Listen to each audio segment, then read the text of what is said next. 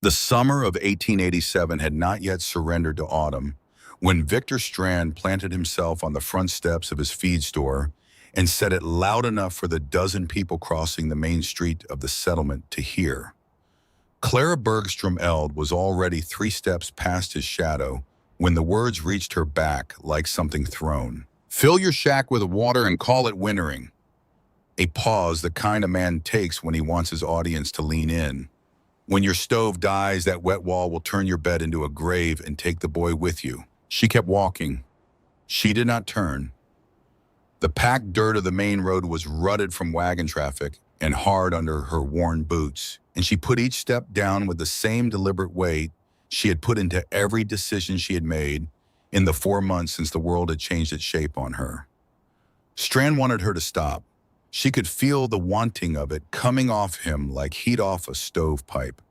She denied him that and walked until the sound of his laughter lost itself in the ordinary noise of the settlement going about its business. She had $17.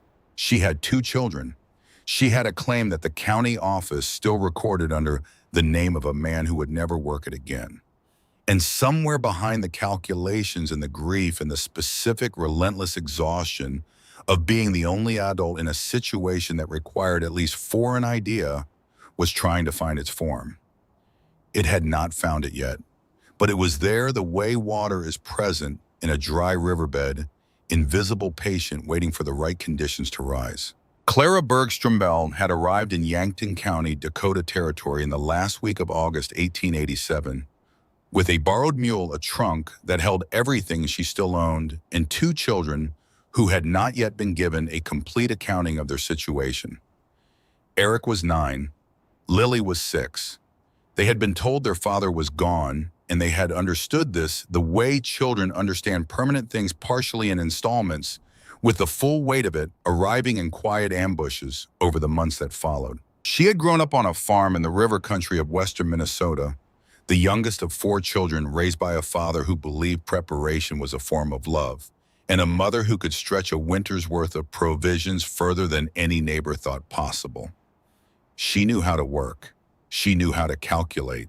She understood cold not as an abstraction, but as a material force with mass and intention, something that found weakness the way water found low ground. What she had not understood until Anders died was how much of her competence had depended on not being alone. Anders Eld had filed the claim in 1882, a 12 by 14-foot board wall shack on a rise of brown grass 14 miles from the nearest settlement. He had proved up the homestead in 1886. The paperwork completed the land legally his after years of breaking ground and surviving the disappointments the territory distributed with the same indifference it distributed everything else. He had meant to build something larger. There were plans for a proper bedroom, a root cellar, a windbreak of planted cottonwood along the north face. In May of 1887, Anders rode out to help a neighbor with the spring hauling. A rutted grade a wagon loaded past its balance point, an axle that came down across his chest with the full force of the load behind it. He had lived long enough to say her name, then he had not lived at all. Clara buried him in the only cemetery she could afford in a town where she knew no one, in a territory that registered his death with the same bureaucratic neutrality it registered crop failures and deed transfers.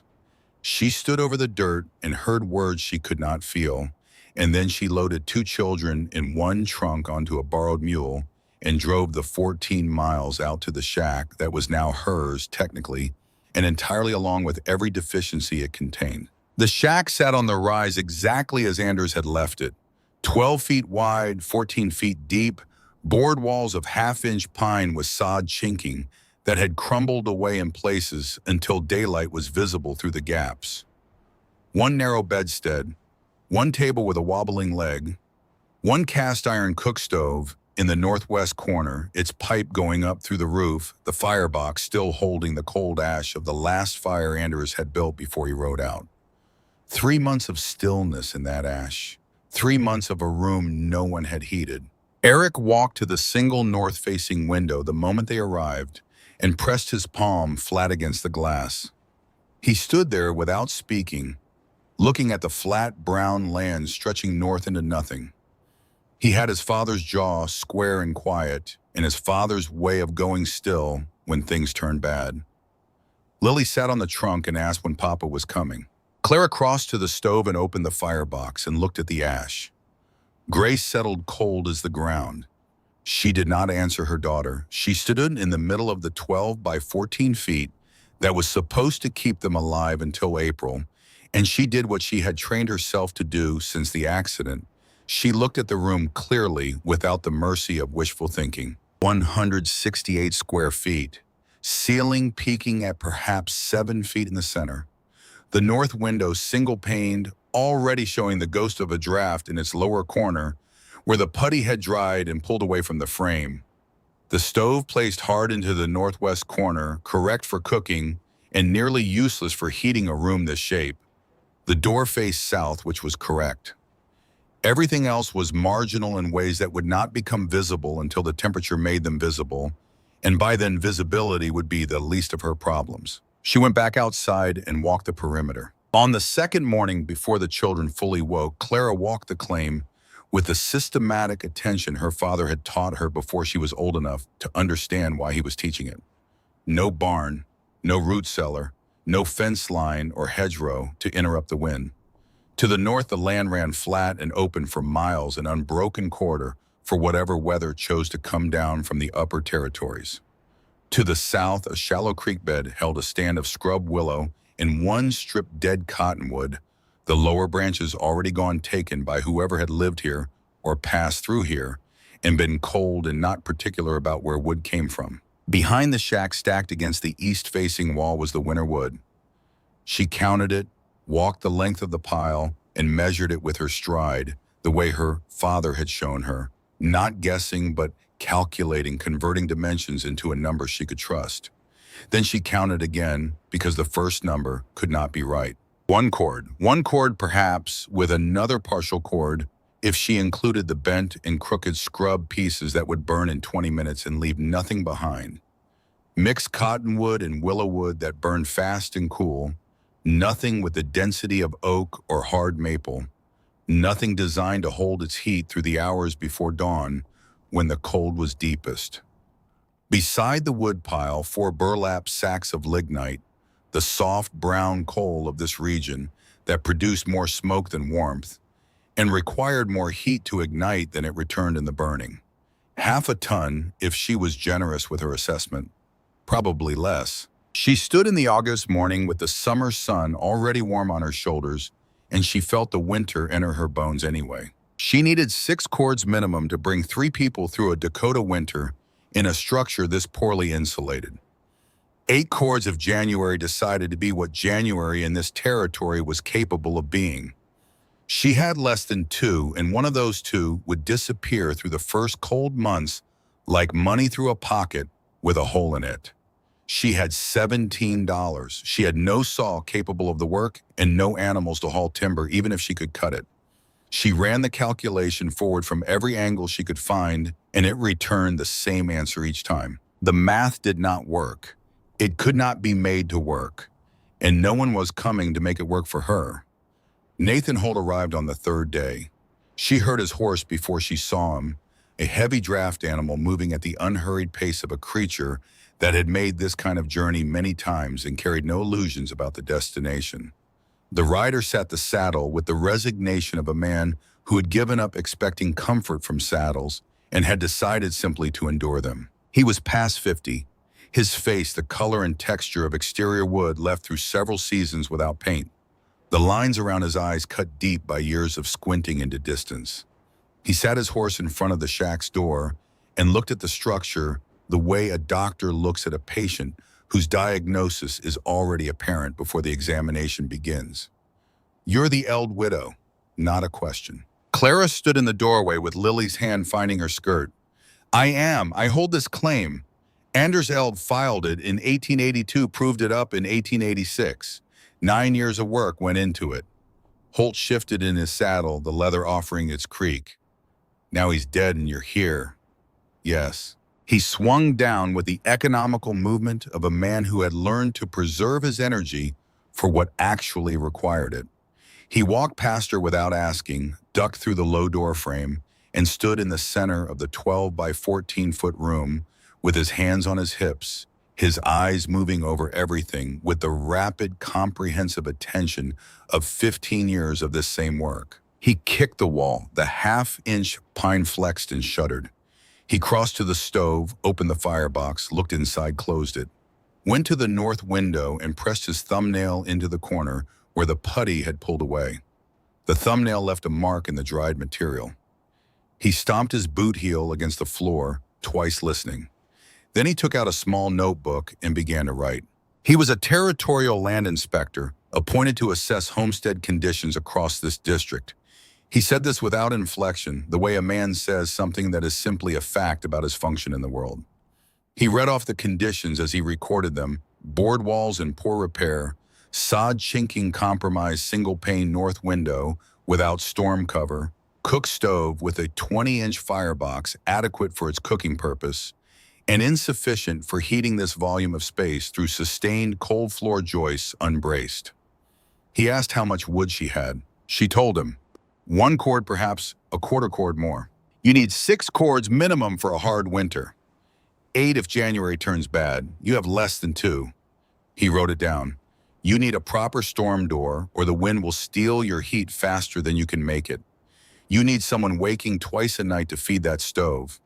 You need food stores for 4 months because once the snow sets in, there's no going anywhere. A pause, and then without particular cruelty, simply as a man delivering a measurement, you have none of this. I know what I don't have. Do you know what you're facing? He closed the notebook. A real Dakota cold snap drops 40-50 degrees in a few hours. I've watched it hit 70. The air becomes something you can feel against your face like a blade.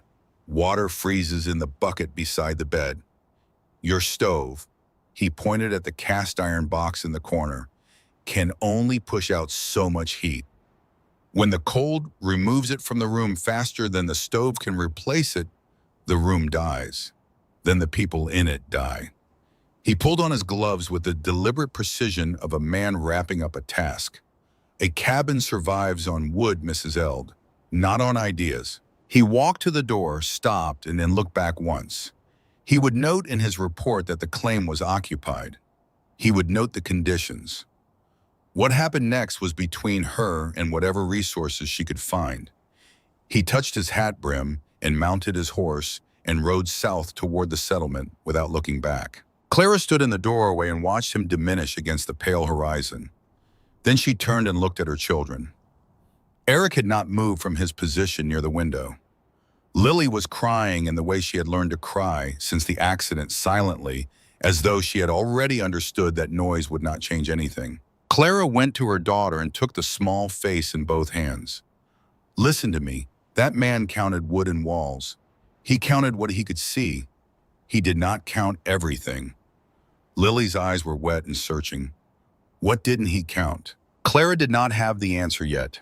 She looked at the cold stove, at the walls through which she could already feel the warmth bleeding out with the afternoon at the window where the fading daylight came in alongside the draft.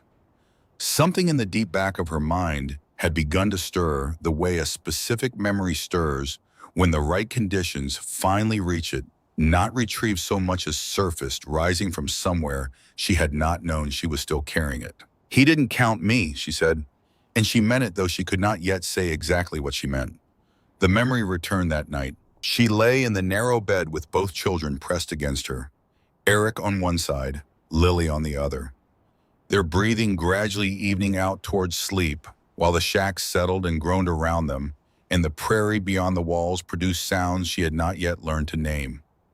Vast darkness, a silence that was not silence, but was composed of 100 small presences. Grass moving in the wind, something hunting somewhere far off, the creak of boards contracting in the cooling temperature that came every night as the sun went down. In that darkness, she remembered her father's hands and what they had built beside a stove in Minnesota when she was 7 years old. The farmhouse of her childhood sat in the river valley country of the western part of the state, built by her grandfather and maintained by every generation since, a structure that had accumulated the knowledge of successive winters in its walls and its habits. It held heat the way old things hold what they have been taught through insulation and routine, and the accumulated small repairs of people who understood what was at stake if the heat failed. But it was not the wall she remembered now. It was what her father kept beside the stove. 4 crocks of fired clay, the kind her mother used for pickling and preserving, each large enough to hold several gallons, arranged in a loose half circle close to the stove's base. She had asked about them when she was small, standing in the kitchen in the coal socks of a winter morning, and her father had looked at her with the patience he reserved for questions that deserved an honest answer.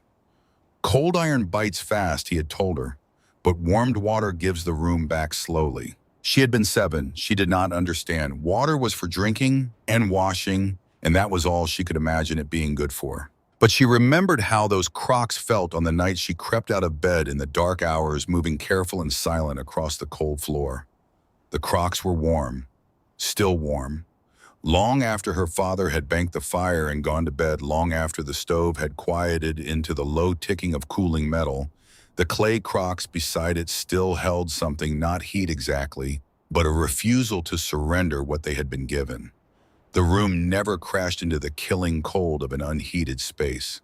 The temperature dropped through those Minnesota nights, but slowly, gently, as though the darkness had to negotiate with those crocks before it could claim the room outright. She had not thought about those crocks in more than 20 years. Now lying in a shack in Dakota Territory with Holt's verdict still audible somewhere behind her, other thoughts she could think of almost nothing else. Water held warmth. Water released it slowly.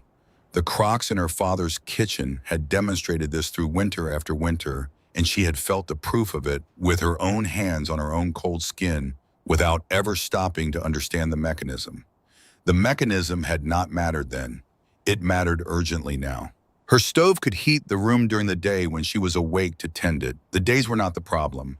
The problem was the hours between 2 and 4 in the morning when the fire had burned to embers and the heat bled out through the half-inch pine walls faster than any stove this size could replace it.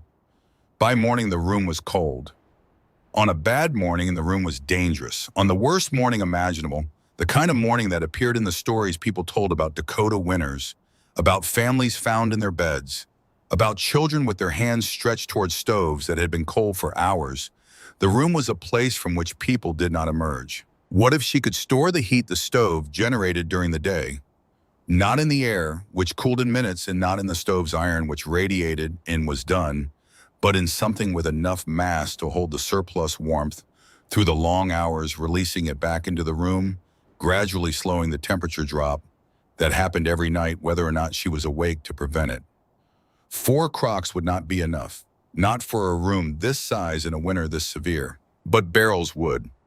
Large barrels, 40 or 50 gallons each, filled with water and arranged along the north and west walls where the coal pressed hardest. The stove would heat the water during the day. The water would hold that warmth and release it slowly through the night, a long measured exhalation that kept the temperature from falling off the edge of survivable. The room would still cool. It would not cool catastrophically. There was a difference between those two things, and that difference was the entire problem she was trying to solve. She lay in the dark and let the idea take shape. 20 barrels, 800 gallons of water, nearly 4 tons of thermal mass standing between her family and the night. She knew it was insane even as she thought it. Barrels leaked water froze if the system failed completely. Damp wood rotted and bred the lung sickness that could take a child faster than cold. The weight alone was a structural problem she had not yet solved. She raised every practical objection against herself before anyone else could raise it. But she kept returning to those crocks. She had felt them work. The principle was real, not theoretical, not hopeful, but demonstrated through the repeated evidence of her own memory. If what 4 clay crocks accomplished on a small scale in her father's kitchen could be reproduced by 20 large barrels in a larger space, then the problem she faced was not the problem Holt had named. Holt had said the problem was fuel. Maybe the problem was the rate at which the room lost heat. Maybe if she could slow that rate even modestly, even incompletely, then the fuel she had would be enough to bridge the gap. By the time she fell asleep, the idea had stopped feeling insane and had started feeling like the only available direction. Ruth Caldwell rode over from her homestead 3 miles east on a Tuesday, bringing a wrapped loaf of bread in the easy manner of a woman who had not talked to another woman in longer than she wanted to count. She had homesteaded with her husband Daniel and their 4 children, and she had come to see what kind of neighbor the old widow would turn out to be. They sat at the wobbling table with coffee that was more hot water than coffee, and Ruth talked about the settlement about which families had survived the last winter without serious difficulty, and which had not, about who had given up and gone back east and who was still holding on through a combination of stubbornness and luck. She talked with the particular ease of someone rationing conversation, making each exchange carry more than a single exchange could reasonably hold. Then Clara told her about the barrels. The talking stopped completely. Ruth set her cup down. The expression on her face moved through several stages. Curiosity, concern, something that resolved into a genuine alarm she was trying to keep measured. You want to fill your shack with water. Line the walls. 20 barrels north and west sides. The stove heats the water during the day. The water holds the heat through the night. Water freezes. Not if the room stays warm enough. The barrels help keep it warm. And if the room doesn't stay warm enough, if your stove dies in the night and you wake up inside a wall of ice, then you haven't protected yourself. You've made things worse. Ice pulls heat out of everything around it. You could kill them faster with barrels than without. Ruth's voice was not unkind. She was describing a real danger, and they both knew it. There are other options. Name them. Ruth opened her mouth, looked at the table, looked out the window at the brown land stretching in every direction. The silence that followed answered the question more completely than any words could have. She offered finally that Clara and the children could come to the Caldwell place when the worst weather hit. Clara thanked her and declined, not from pride, but from arithmetic. The Caldwell household was managing its own fuel calculations across its own family of 6. A temporary refuge became a permanent drain before the first hard month was out. Clara had no right to become someone else's emergency. Ruth stood to leave, pausing at the door with the expression of someone who wants to say something useful and cannot find it. I'll pray for you and those children. She looked back at the room, at the thin walls, at the stove sitting cold in its corner. But I think you're making a terrible mistake. She left the bread on the table and the door closed behind her. Clara sat alone and heard the hoofbeats fade eastward and did not move for a few minutes. Then she looked at the bread, looked at the walls, looked at the dead stove, and began to calculate what 20 barrels would cost and where, in a territory that had not asked her to come and did not particularly care whether she stayed, she might find them. She walked into the settlement on a Thursday morning, leaving Eric in charge with firm instructions. Keep the door closed, keep the fire alive open, neither for anyone who came. The walk took 3 hours on rutted road in boots that had gone thin at the soles. She arrived at the main street of the settlement at noon with sore feet and $17 in the focus of a person who has no margin for wasted effort. She went to the livery first. The liveryman, a tall, thin person named Trent, who was missing 2 fingers on his left hand, looked at her with the particular calculation of someone deciding how much leverage the situation afforded him. She said she needed barrels, large ones, watertight or close to it. He had 3 out back that had held molasses scraped but not clean hoops loose on one. $4 for all 3, as they were no adjustment on price. She said she would tighten the hoops herself and paid him. The blacksmith had 1 barrel that had held nails, $3 firm. She paid. The general store had nothing useful. She asked at 2 other places and found nothing within her remaining means. 6 barrels for $9, $8 left, 14 barrels still needed. She was walking back along the main street when she passed the yard of Victor Strand's feed operation. Strand was on his front step watching her, a heavy man with the kind of softness that came from comfort rather than physical labor, wearing a vest with a gold chain across its front, and boots someone had recently polished.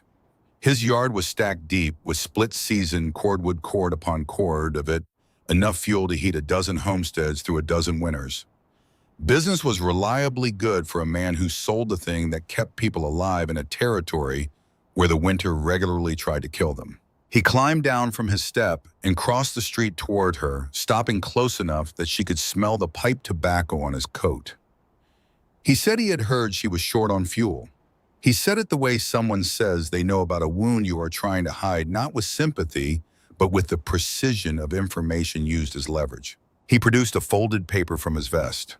A fuel note, 6 cords of oak delivered to her claim on credit repayment after the spring thaw plus interest. Standard terms, he told her. What interest? 20%. Of what? Of the assessed value of your claim. The smile that accompanied this was the smile of a man explaining something he has already decided she will accept. If cash payment isn't available at settlement time, I take a lien on the land. Fair terms, Mrs. Eld. Generous terms given the situation. Clara looked at the paper and understood its architecture completely.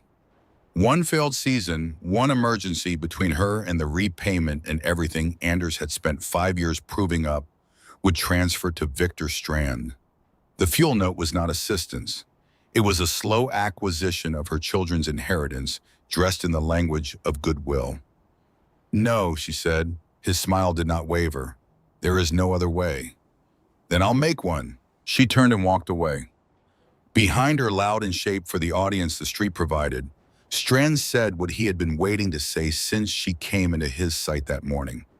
The words came across the distance between them with the force of something intended to reach her and everyone else within range, about her shack, about her water, about her stove going dead, and what that wet wall would do to her bed and to her son. She walked until his laughter was gone. She did not stop and she did not turn. $8, 6 barrels, 14 still needed. She walked the 3 hours home and thought about the problem the entire way. 3 days after that encounter, a wagon pulled into her claim at the dusk. The driver was young, perhaps 18, with a sunburned face and the slightly over-careful grip of someone still building confidence with the reins. He called her name when she came to the door. He had been sent by a man named Edmund Voss. 7 barrels in the wagon bed salvaged from a tannery that had closed cracked staves, loose hoops, splits along the grain. On some of them, the kind of barrels that had accumulated value only as firewood. Voss had heard through someone who had heard through someone else that the Eld widow was looking for barrels. He had asked around until he found these. If she could use them, they were hers at no charge. If not, he would take them back and burn them, and she should let him know either way. Clara stood in the fading light and looked at 7 more barrels and felt something happen in her chest that she had not felt in 4 months. Not hope, exactly hope was too large a word for something this fragile and conditional, but the first faint sensation of a situation that might be capable of turning. She asked the boy who Edmund Voss was. The boy told her an older man used to run the boiler operation at the mill on the East Fork before his leg was damaged in an accident some years back. He lived alone out that direction now. He had caught the news about the Eld widow through the chain of small settlement gossip and had apparently decided to act on it. She told the boy to thank Voss and to say she could use the barrels and that she would like to meet him when he had the time and inclination. The boy helped her unload the 7 barrels onto the grass beside the shack and then drove back the way he had come. Clara stood in the last of the light and looked at 13 barrels, 6 bought with money she barely had, 7 given by a man she had never met. 13 was not 20, but 13 was no longer a number that felt impossible. 13 was a foundation.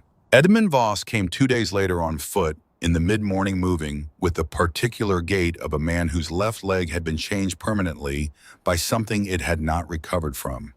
She heard him coming from some distance, the uneven rhythm of it, the pace that could not be hurried past a certain point, and had learned not to trick him out. He was 63, though the accumulated evidence of hard work and harder years had added something to that number that the calendar didn't account for.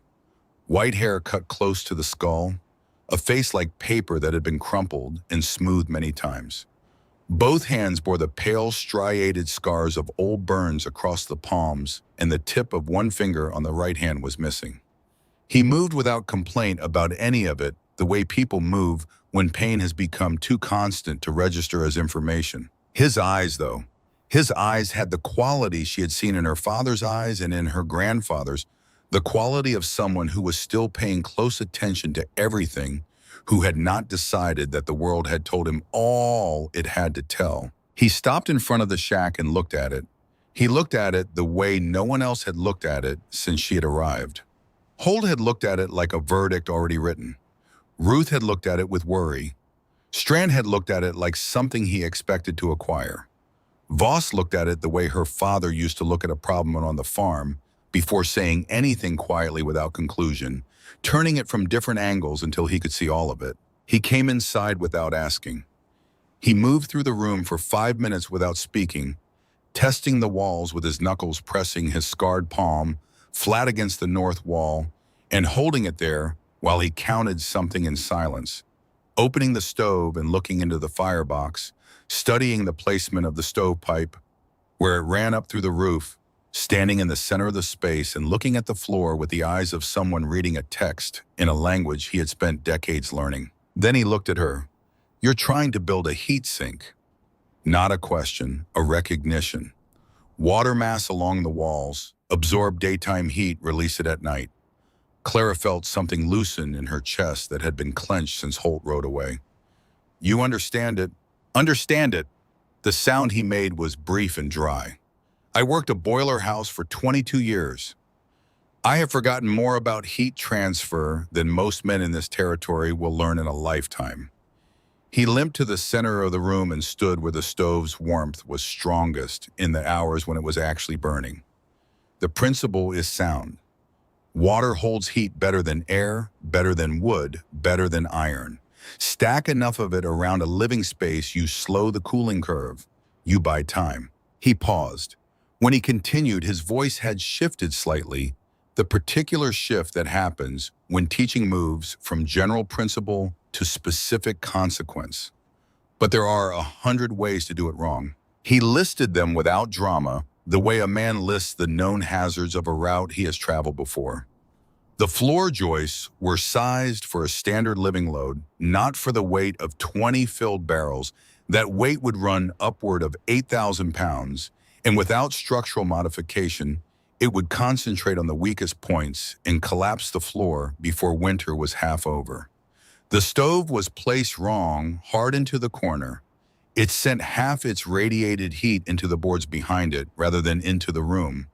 The barrels needed to be pitched on the interior seams before filling, and the damaged ones from the tannery would need to be assessed stave by stave before any of them held water.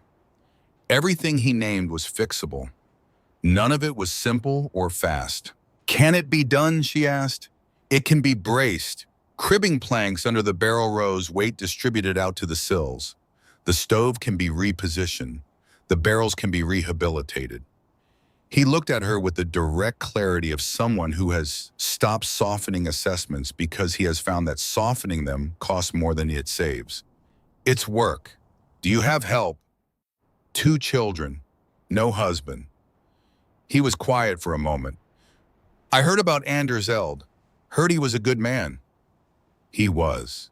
Voss moved to the doorway and stood looking out at the September prairie where the light had begun to go long and golden. He was quiet for a time that felt longer than it probably was. When he spoke again, it was partly to her and partly to whatever he was looking at out there. "You're working on the right side of the problem," he said. "You can't change what your stove puts out. You can't afford enough fuel to solve this by increasing the input. So you're trying to reduce the outgo, instead slow the rate at which the room loses what the stove makes." He turned back from the door. "That's engineering. Most people facing what you're facing would just try to get more wood." "I can't get more wood." "No. So you're thinking differently. That's either the beginning of a solution or the beginning of a very specific kind of failure, and I won't know which until I see it tried." He moved toward the door. "Same time tomorrow. Bring the barrels inside. We'll start with the floor and work forward from there."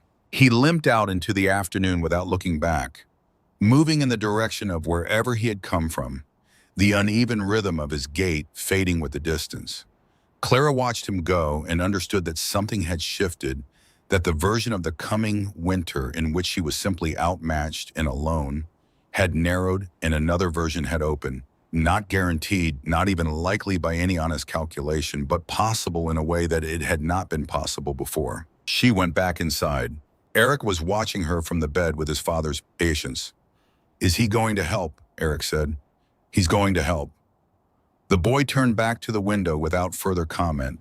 He was 9 and he had his father's instinct for accepting the significant things quietly and leaving room for them to be what they were. Clara picked up the hammer she had been using on the barrel staves all week. She looked at the single barrel standing sealed and ready against the wall, 1 barrel out of 20 needed in a room that needed all 20 before the real cold arrived. She crossed to the second barrel in the row and set the claw against the wood and began. Outside, the August heat was bleeding out of the day the way it always did. This time of year, the temperature dropping in the last hour before dark with a decisiveness that was in miniature a preview of everything that was coming. The grass beyond the north window had already begun to pale at the tips. The nights were acquiring an edge. She worked until the light was gone, and then she worked a little longer by the lamp. Voss arrived the next morning before the light was fully established, pulling a mule cart loaded with lumber that had not come from any place he chose to name. The wood was rough cut and unfinished, the kind of material salvaged from structures that had served their original purpose and been disassembled, each plank carrying the ghost of its former life in the nail holes and saw marks. But it was solid in the way that mattered, dense, dry, capable of bearing load without complaint. He moved through the first hour without speaking much, only demonstrating. He showed Clara how to identify the joist lines beneath the floorboards by the sound a knuckle produced at different points, the dull thud of supported wood against the hollow response of unsupported span. He showed her how to cut the cribbing pieces to length and angle them under the barrel positions so that the weight when it arrived would distribute outward along the full run of the sills rather than concentrate at the nearest joist and split it. Weight distribution, he told her, was the first principle of moving heavy things. The load didn't know or care how much it weighed. It only knew where it was sitting and whether what was beneath it was prepared to receive it. Clara learned the way she had always learned things that mattered by watching. Once, then doing it herself, while he watched, then doing it again until her hands knew the motion without consulting in her mind. Her palms blistered on the saw handle by mid-morning. She kept going. Eric carried the shorter pieces and held joints steady, while the adults worked his face, carrying the particular concentration of a boy who understands that what he is doing is not practice, but the actual thing. By the end of the first day, 3 sections of floor were reinforced. By the end of the third day, the entire north wall run was ready to hold weight.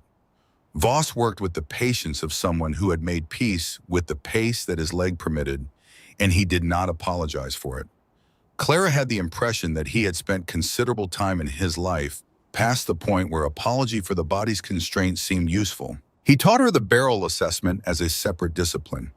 Tapping the staves with his knuckle, he could distinguish between sound wood and compromised wood by the resonance a good stave rang with a certain clarity, while wood that had begun to soften from age or hidden moisture produced a slightly flattened sound, barely different but unmistakable once the ear had been calibrated.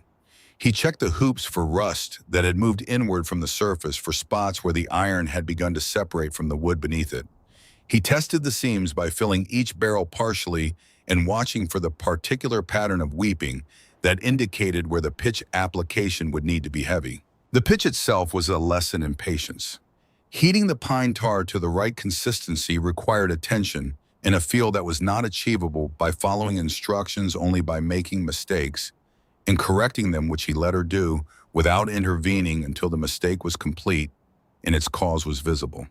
She applied too much heat the first time and produced a substance that ran freely in ways that did not allow it to seep properly in the seam.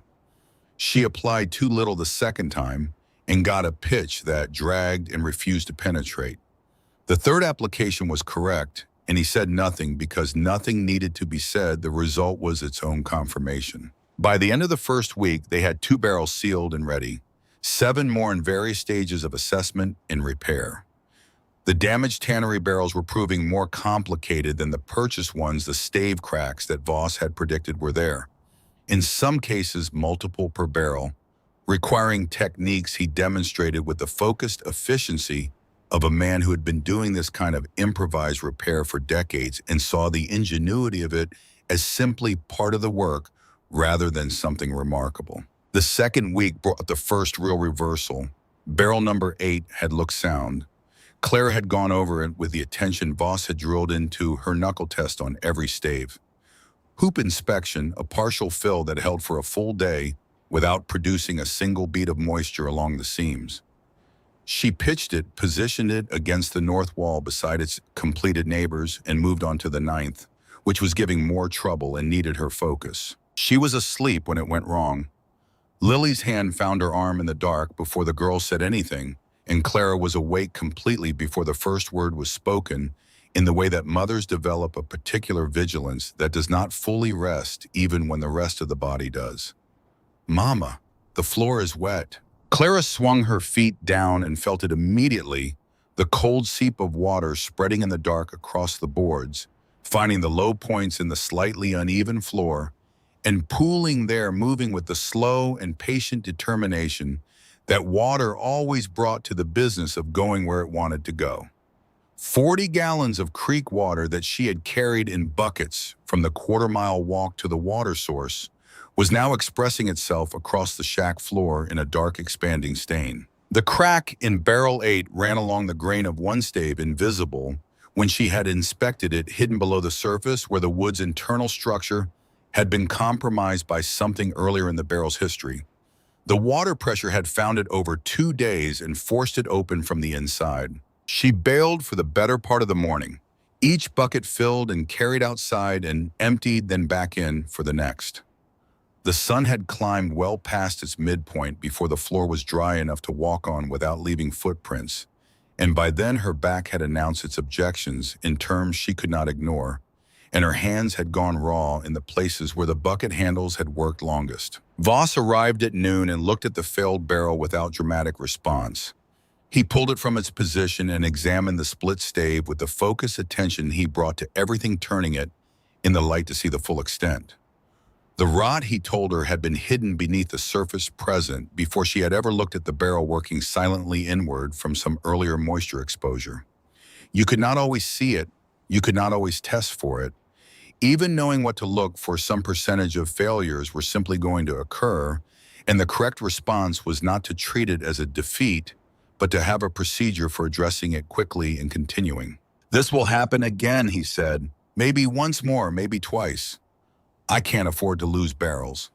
Then you learn to spot the ones most likely to fail before they do, and you keep spare staves on hand so that when failure happens, the barrel can be repaired rather than discarded. He began pulling tools from his bag. "Today we fix, tomorrow we continue." They spent the afternoon taking staves from a barrel too structurally damaged to save in any other way, fitting the sound ones into barrel 8's compromised position, rehooping and repitching until the vessel was restored to function. Clara worked through each step beside him because she understood now that the knowledge had to live in her hands and not just in her memory of watching someone else's hands. When barrel 8 was back in its position against the north wall, standing sealed and quiet beside the others, she looked at it for a moment before going back to work. The day had cost her half its working hours and confirmed something she had suspected, but not yet fully reckoned with. This was not a project that would be finished and then maintained. It was a system, and systems required ongoing attention, daily checking the willingness to address small failures before they became large ones. The water wall was not something she was building. It was something she would be tending for as long as she needed it to work. That understanding settled into her like weight into well-prepared ground, not crushing, but permanent. Nathan Holt returned on a Thursday afternoon in the third week, the same heavy horse, the same weathered face, though something in his posture had shifted slightly from the last visit in a way she could not precisely identify. He did not announce his purpose.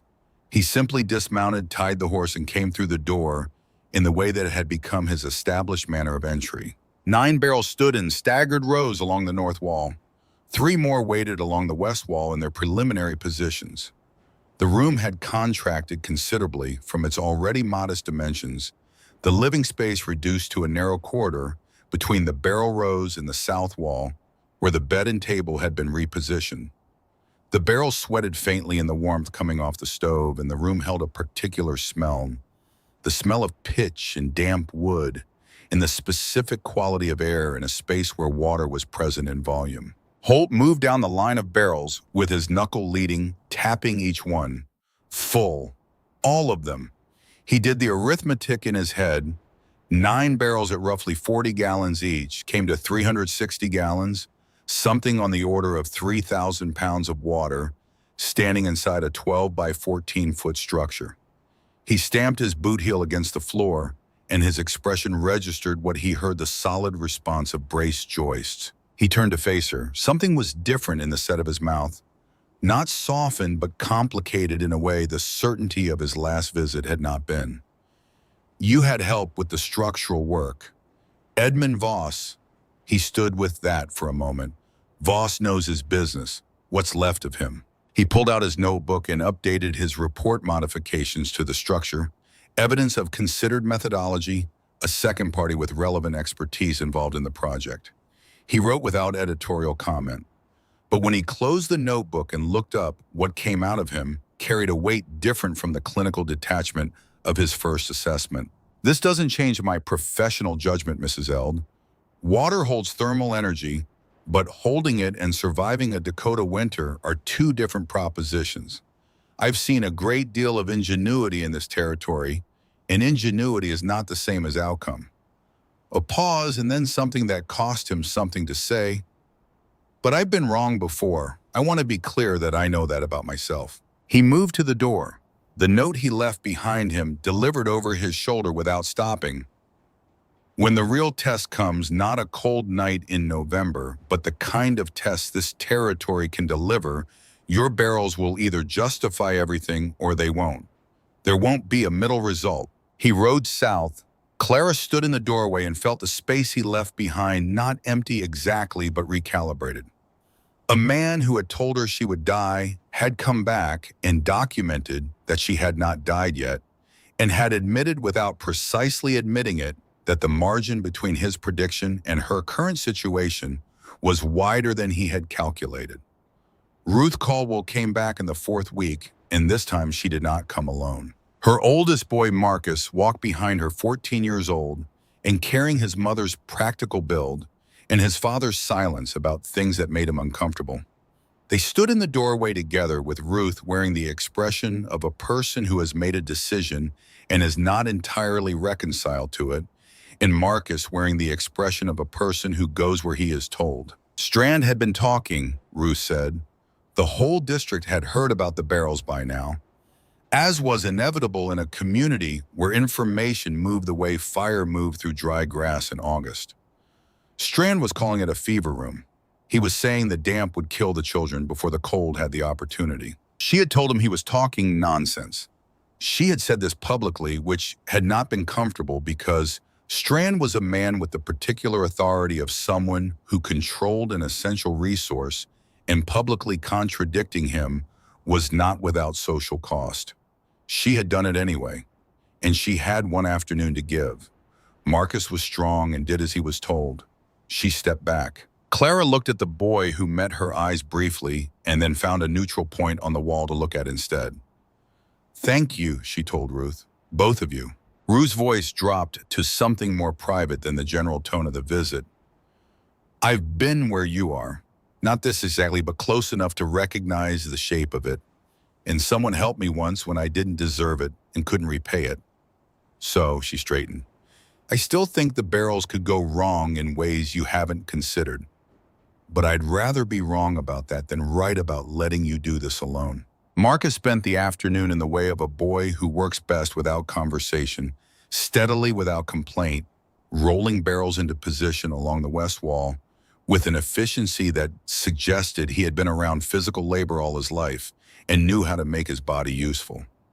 By the time the light went, 3 more barrels stood in their places, 14 of 20. The stove relocation happened on a cold morning in the last week of September, and it was among the more physically demanding single tasks of the entire project. Cast iron of that mass did not want to move. It had settled into its corner over years of use and the specific obstinacy of heavy objects that have been still for long enough to feel permanent. Clara and Voss worked with a salvaged iron bar as a lever, shifting the stove in increments too small to be satisfying, but too important to rush moving it 18 inches out from the corner into a position that allowed the heat to radiate freely into the room, rather than spending half of itself warming boards that led nowhere useful. Behind the repositioned stove, Voss mounted a piece of salvaged tin roughly triangular, its angle adjusted through several small corrections until the geometry was correct. He explained the principle without ornamentation. Heat radiated from a source in all directions simultaneously, and a stove placed against a wall donated a significant portion of its output to that wall.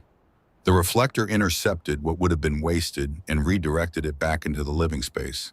The stove had not changed. The fuel consumption had not changed. But the effective output into the room had approximately doubled. Clara stared at the arrangement for a moment, working through the implications. Her father had never done this. Voss told her that her father had not needed to. A properly built house with a properly sized stove did not require improvisation to be functional.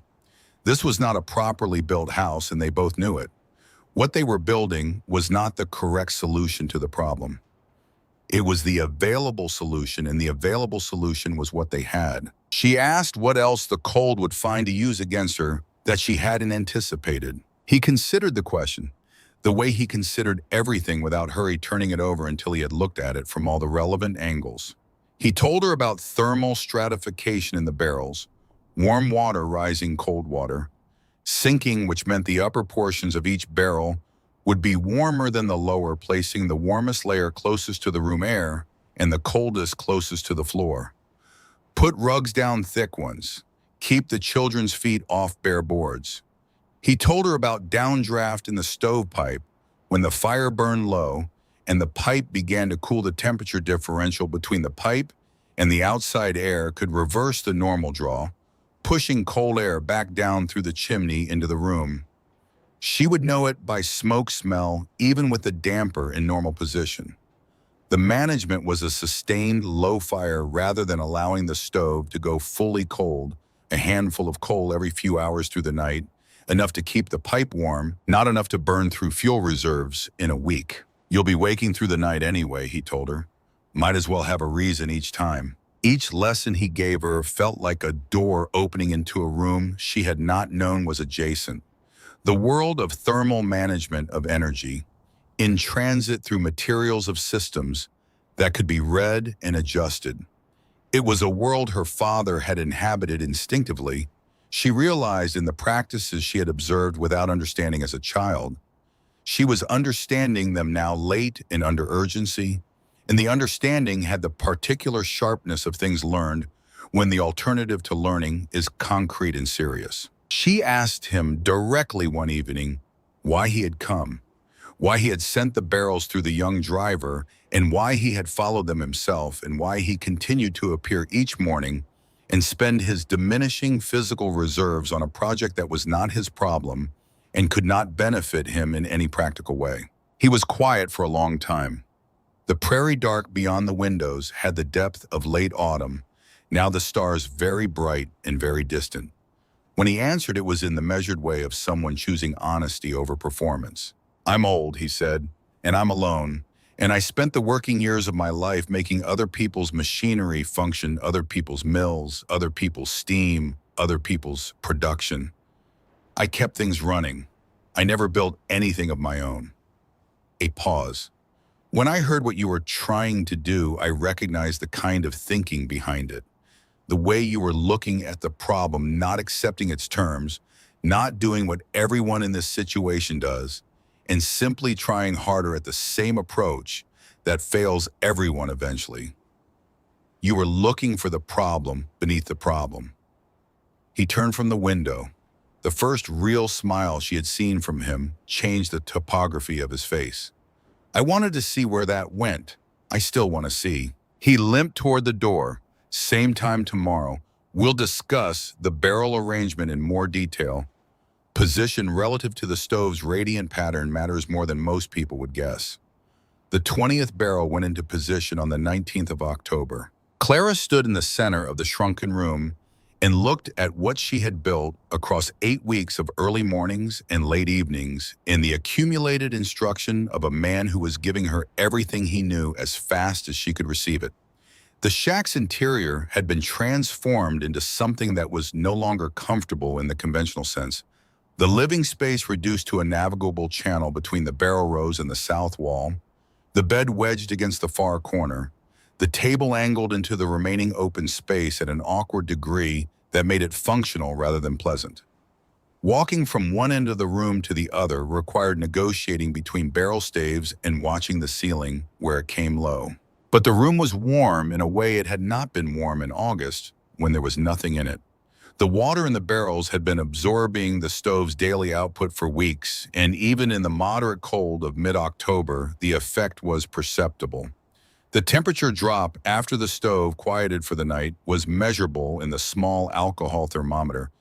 Voss had calibrated for her, and the measurements told a story not dramatic, not miraculous, but real. The room cooled more slowly than it would have cooled without the barrels. The cold had to negotiate before it could claim the space outright, and the negotiation took time, and time was the whole point. That evening, however, she pushed too far. She had been studying the stove's position relative to the barrel arrangement and calculating whether moving the closest barrel row another few inches nearer to the stove would meaningfully increase the rate of heat transfer into the water mass. The math suggested it would. She raised it with Voss before he left for the evening, describing the adjustment and the reasoning behind it. He told her no, a single syllable flat and without negotiation. She pressed. The distance was only a few inches. The thermal gain would be wood barrels near an open flame at close range create fire risk. His voice had changed in a way she had not heard from him before, the patience still present, but something harder beneath it, the kind of firmness that came from having watched something go wrong that did not need to go wrong. I've seen it happen. A spark finds the stave, and the thing you built to save your family becomes the thing that kills them. The distance I showed you is the minimum safe margin, not a conservative estimate. The minimum. He looked at her with the directness that had characterized everything he had taught her. The system works. You build it correctly. Don't damage it by trying to optimize past the point where optimization becomes a different category of risk. The words sat in the room between them. Clara felt the particular discomfort of being told something she did not want to hear by someone she could not reasonably dismiss, and felt alongside that discomfort the recognition that the discomfort itself was information. She had survived long enough and thought hard enough to trust her own judgment more than she once had. That was not the same as trusting it past the expertise of someone who had watched what happened when the margins were reduced. "You're right," she said. "I'll keep the distance."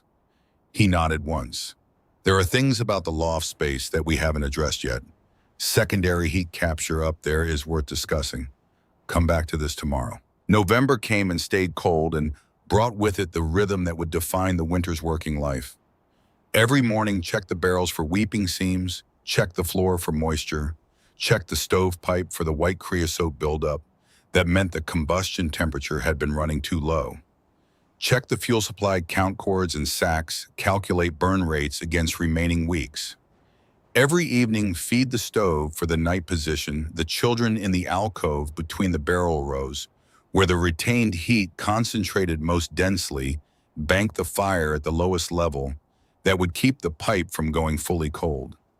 Then sleep lightly, listening for the sounds that meant something needed attention. The temperatures dropped into the single digits in the first week of November, recovered briefly, dropped again, snow melted, fell again, and stayed. The barrels performed within the range of what Voss had predicted, absorbing heat during the burning hours, releasing it slowly through the night, keeping the temperature's descent gradual rather than sudden. She had her first data across several weeks now, recorded each morning and evening in the small notebook, and the data told a story she could read clearly. The system was working.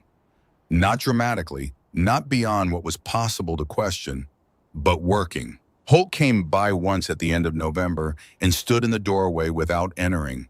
Still alive, he said. Still alive, she confirmed. The real cold hasn't come yet, he said. And she said she knew, and he rode away with the same economy that characterized everything he did. She did not pray for a gentle winter. She prayed for a winter she could survive, which was not the same request. January arrived with the deceptive mildness that the territory sometimes used as a prelude to its most serious weather temperatures near the freezing point won from the south, the kind of day that encouraged the unwise thought that winter was releasing its grip. Clara stood in the doorway on the morning of the 12th and felt the particular unease of warmth arriving in the wrong month at the wrong home. She had lived through enough January days in the plain states to understand that warm air pushing up from the south in the deep of winter was not weather improving. It was a pressure system building its potential. Eric had been running a fever for 3 days. Mild at first, the low, persistent heat that children sometimes carried through the winter months and shed without drama after a few days in bed. But this one had not shed.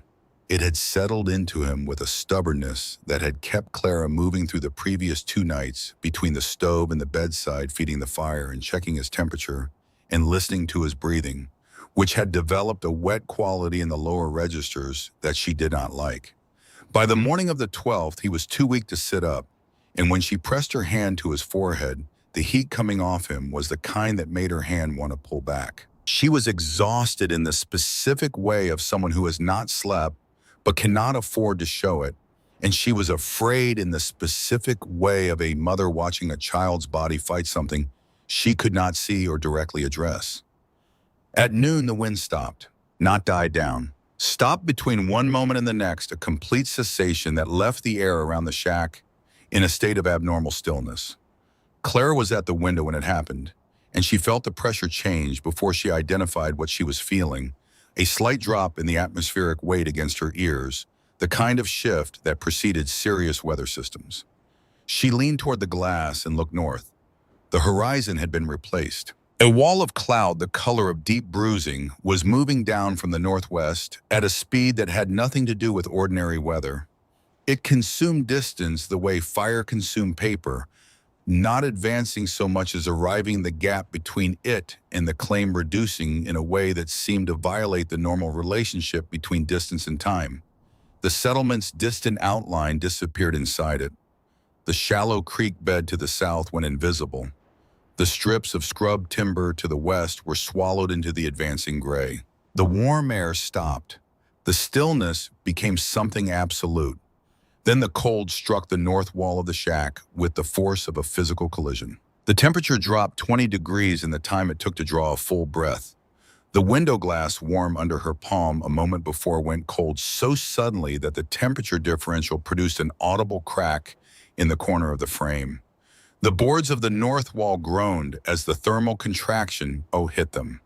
Outside, the chickens began screaming in the way animals scream when something ancient in their nervous system recognizes a threat category that exceeds ordinary danger. She had perhaps 30 seconds. She crossed the room in 3 steps and threw the stove door open and loaded it with everything her arms could carry in one motion: split cottonwood, a double scoop of lignite, the dry kindling she kept near the stove specifically for moments of urgency, the broken chair legs she had been saving as a last reserve. The fire took the new fuel and roared upward with an intensity that she could feel against her face and arms. She shut the door and opened the damper to its full extent and turned to her children. Eric was already trying to rise and could not manage it. The fever had taken what remained of his voluntary strength. She gathered him from the bed with both arms, his weight reduced to something closer to kindling, then his skin burning against her wrists, and she carried him to the alcove between the barrel rows and placed him there where the retained heat was most concentrated. Then Lily, who had already moved without being told, pressing herself against the nearest barrel with the particular intelligence of a 6-year-old, who had been paying closer attention to the winter's lessons than anyone had explicitly taught her. The storm hit its second phase in the moment after she positioned the children. The wind arrived behind the cold like the second component of a detonation. Not the blast, but the pressure wave following it, horizontal and continuous in carrying snow so dense that the north window went from clear to white in the time it took to look at it.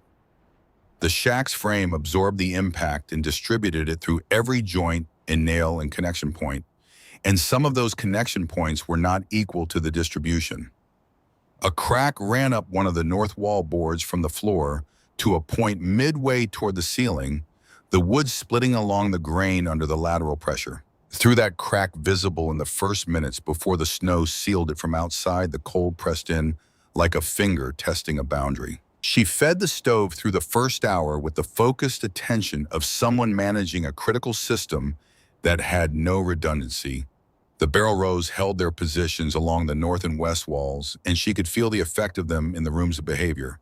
The temperature dropping, yes, but slowly, without the sudden plunge that would have characterized an unmodified shack of this construction. The cold was there. It was pressing.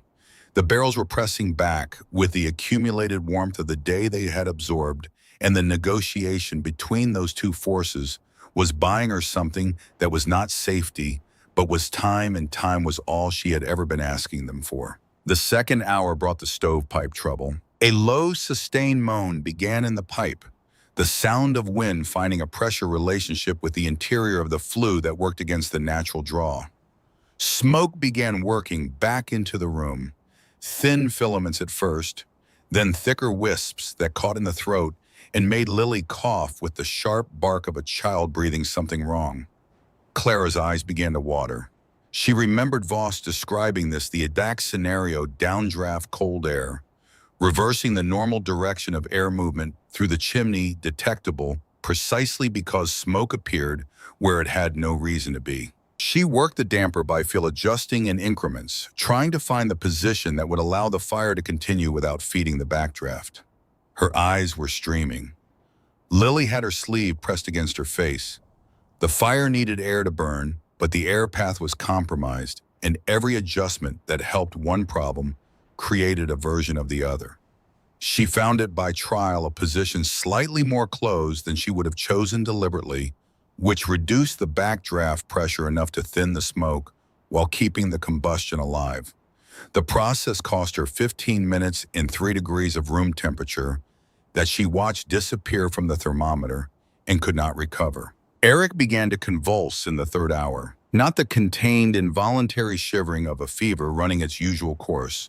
Full-body seizure, the kind that came when the body's temperature regulation had exceeded its tolerance, and the nervous system was registering the emergency in every available channel simultaneously. She could hear his teeth from across the room.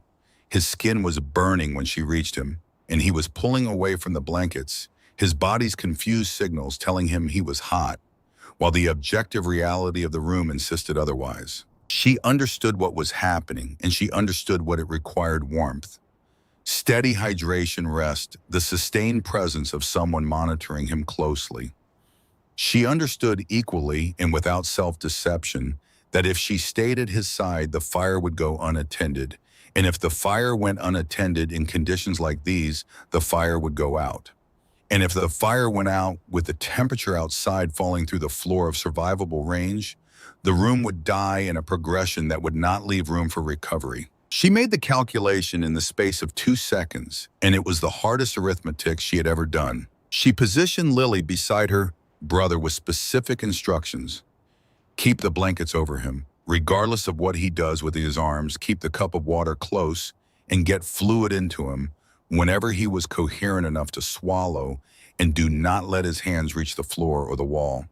Then she turned her back on her son's convulsing body, crossed to the stove, and did not look toward the alcove again. She kept the fire.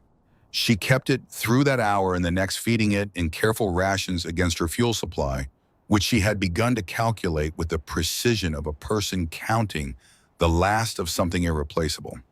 The temperature in the room held not comfortably, not safely by any generous definition of safety, but within the range where the barrels could continue to contribute and the stove could continue to make up the difference. The pounding on the door began in the fourth hour, not the considered knock of a planned visit, urgent, rhythmic, desperate, in a way that communicated emergency without words.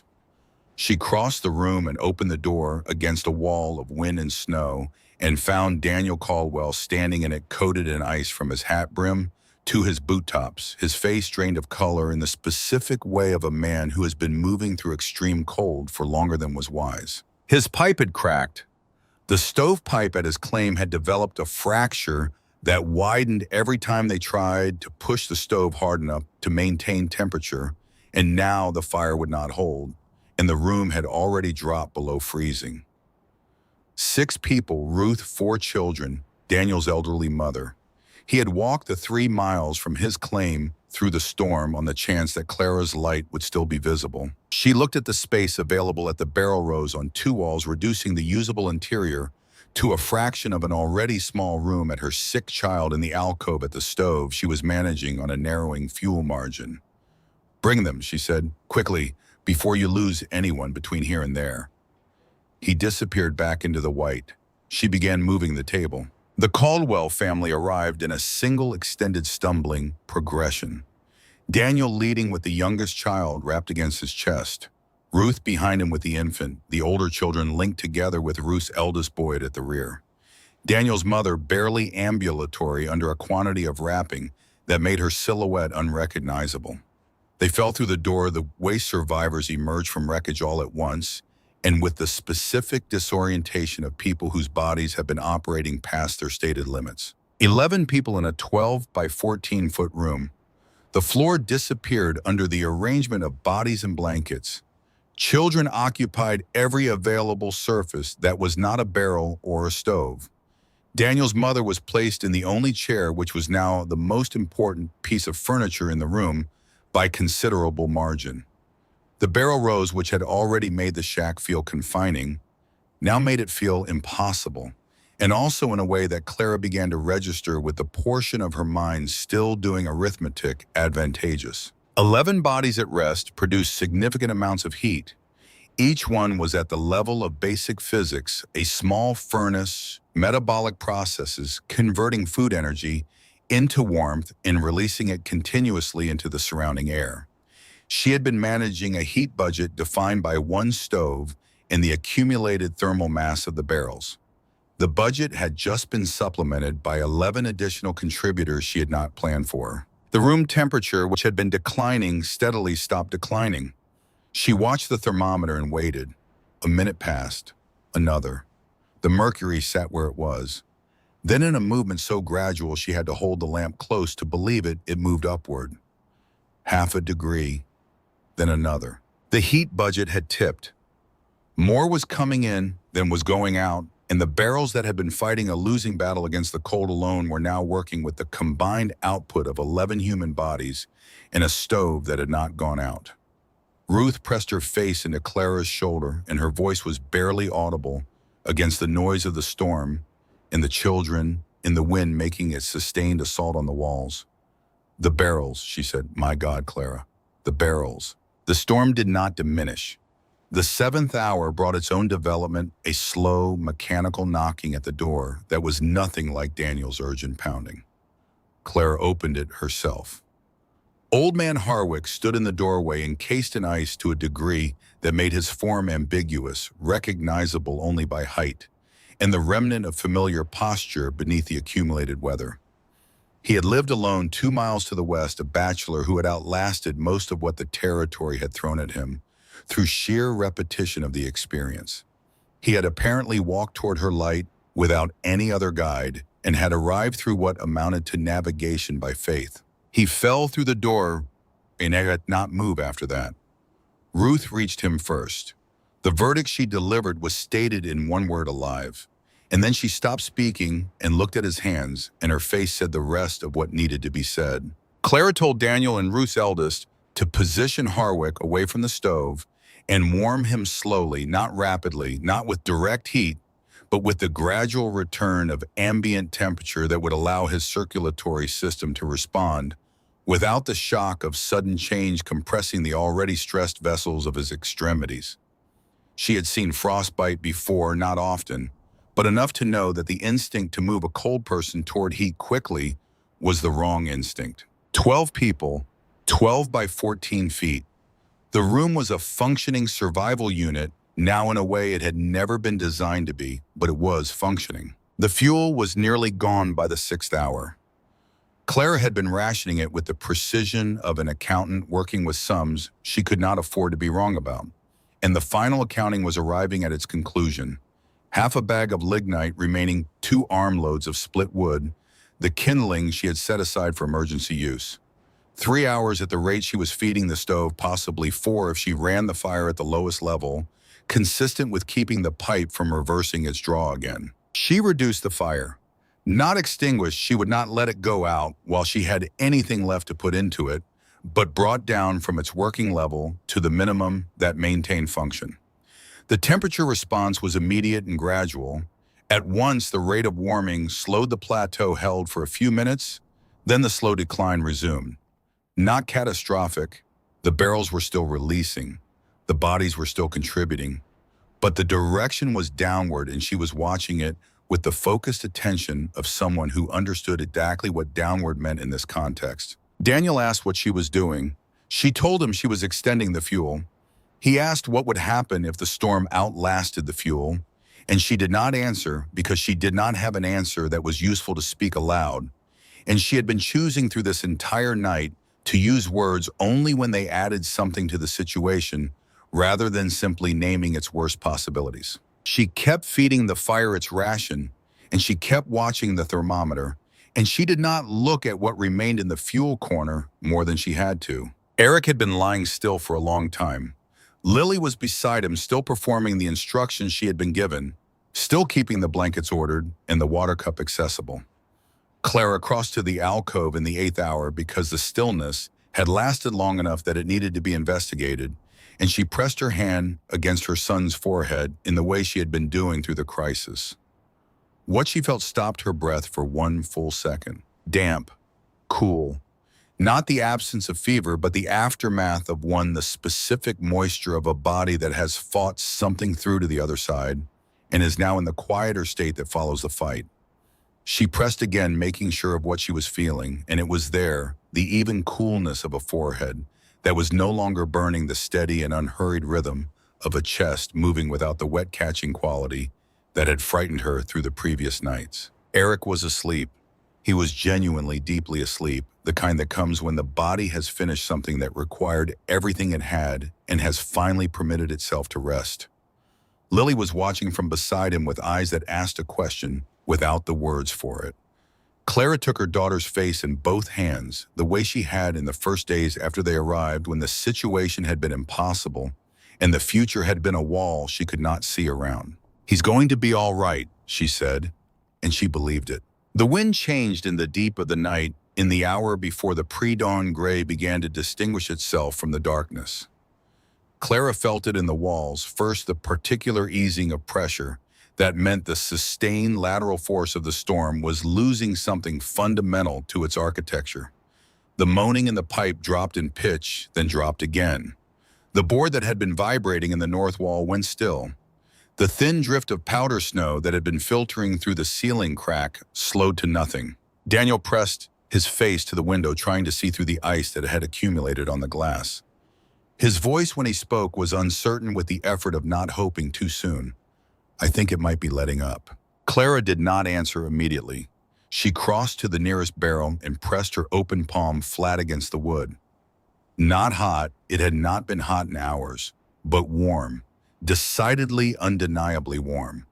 The water inside was still giving back the last of what it had stored from the day before the storm, still releasing the heat that the sun had put into it through the stove before the world went white. 4 tons of patience, and it was not yet finished with its work. She kept her hand against the barrel for a long moment and let herself feel what was beneath the wood, the warmth that her father had described without fully explaining to a 7-year-old girl who could not yet understand why water beside a stove made a room survivable in ways that iron alone could not. She understood it now. She had built it herself out of salvage and pitch and the knowledge of a dying man who had wanted to see something new made from what he knew. She had kept it alive through a night that had killed others. She was still here. Her children were alive. The 12 people who had found their way to her 12 by 14-foot shack were all of them breathing. Outside, the wind continued its slow retirement from the field.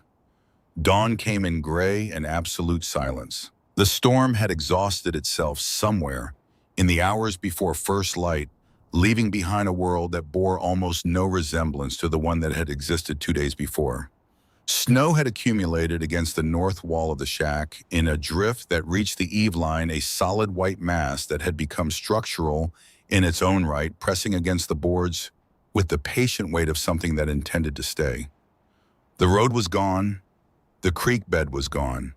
The visible distance in every direction was a uniform white plain interrupted only by the occasional dark geometry of a fence post or bare branch emerging from the surface like a detail from a buried world.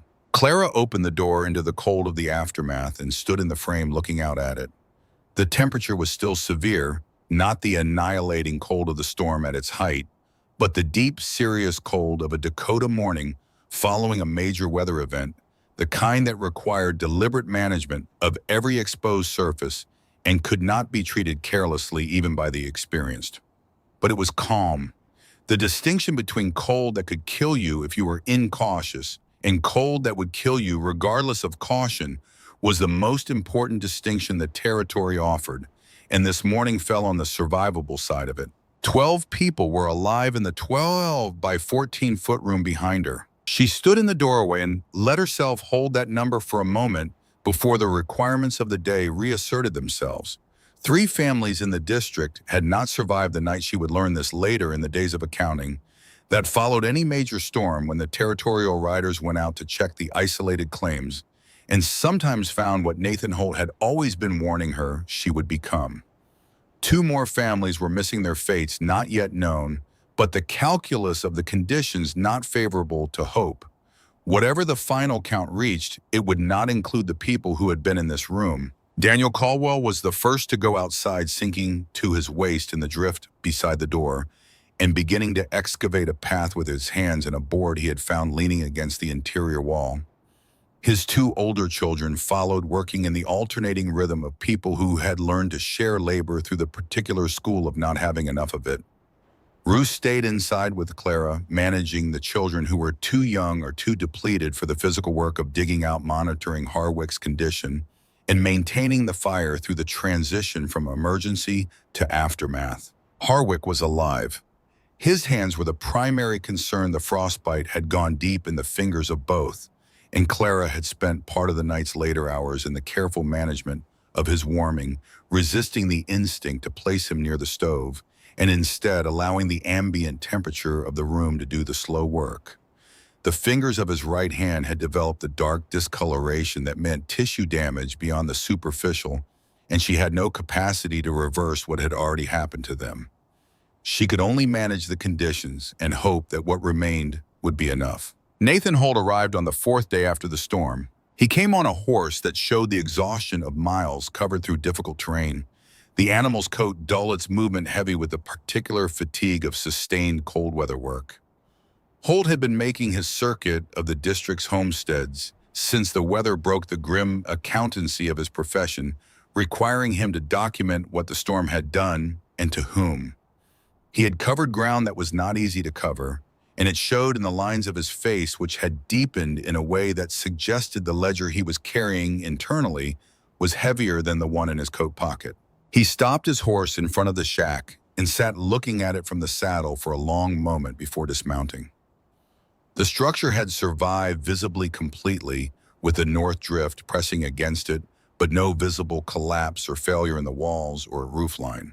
He had seen enough of the other kind of site in the past 4 days that what he was looking at carried a weight beyond the structural assessment. He came inside and stood in the room with the particular stillness of a man who is recalibrating something fundamental. The barrel rows were still in position.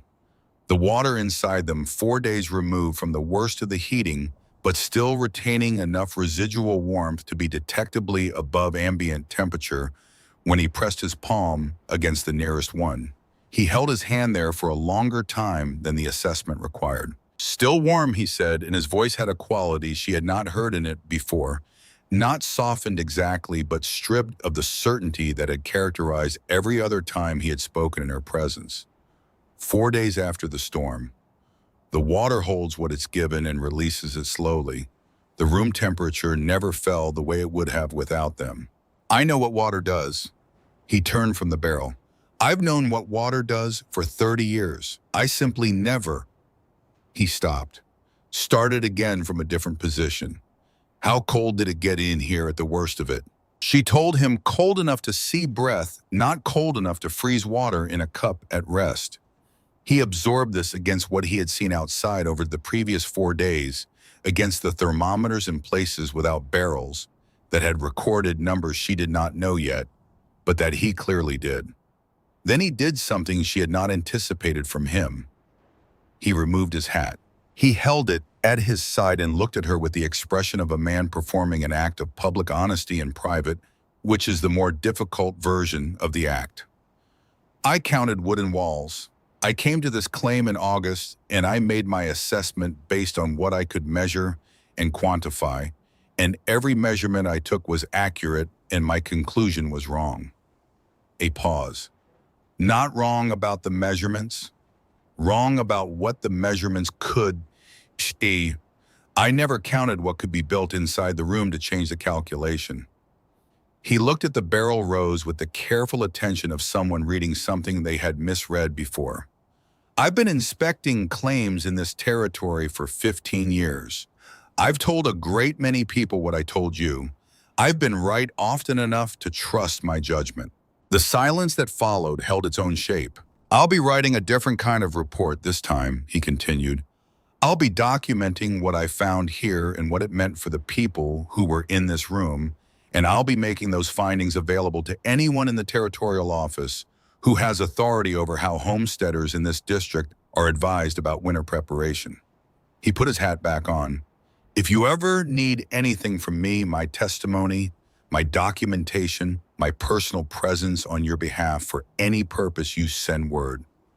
I owe you that in the accounting of things." He rode away into the white landscape and did not look back, and this time his not looking back meant something different than it had in August. The visitors began arriving the following week, and they continued arriving through the remainder of winter and into spring and through the summer that followed in numbers that accumulated beyond what Clara had imagined possible, for an idea that had originated in the memory of 4 clay crocks in a farmhouse kitchen. The Linquist family came from 4 miles north, their claim intact but their confidence badly shaken by a night spent burning furniture in a back room, while the main stove struggled to maintain any meaningful temperature differential from outside. They had heard about the Eld Widow's barrels, and they wanted to see the system with their own eyes and understand how it had been done. She showed them everything. She walked them through the shack, demonstrated the floor bracing, explained the pitch application, described the stove positioning and the reflector, and the principles that connected each element to the others. The wife took notes.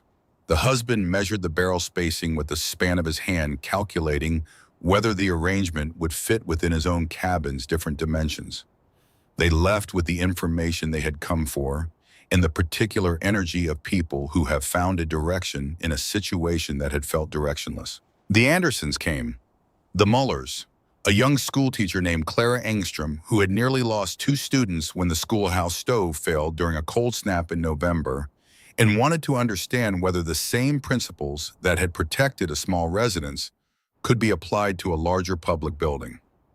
A family named Holloway from 30 miles west who had made the journey specifically because word of the storm night had reached them through the chain of settlement gossip that connected distant homesteads like wire connects fence posts. Each person brought questions.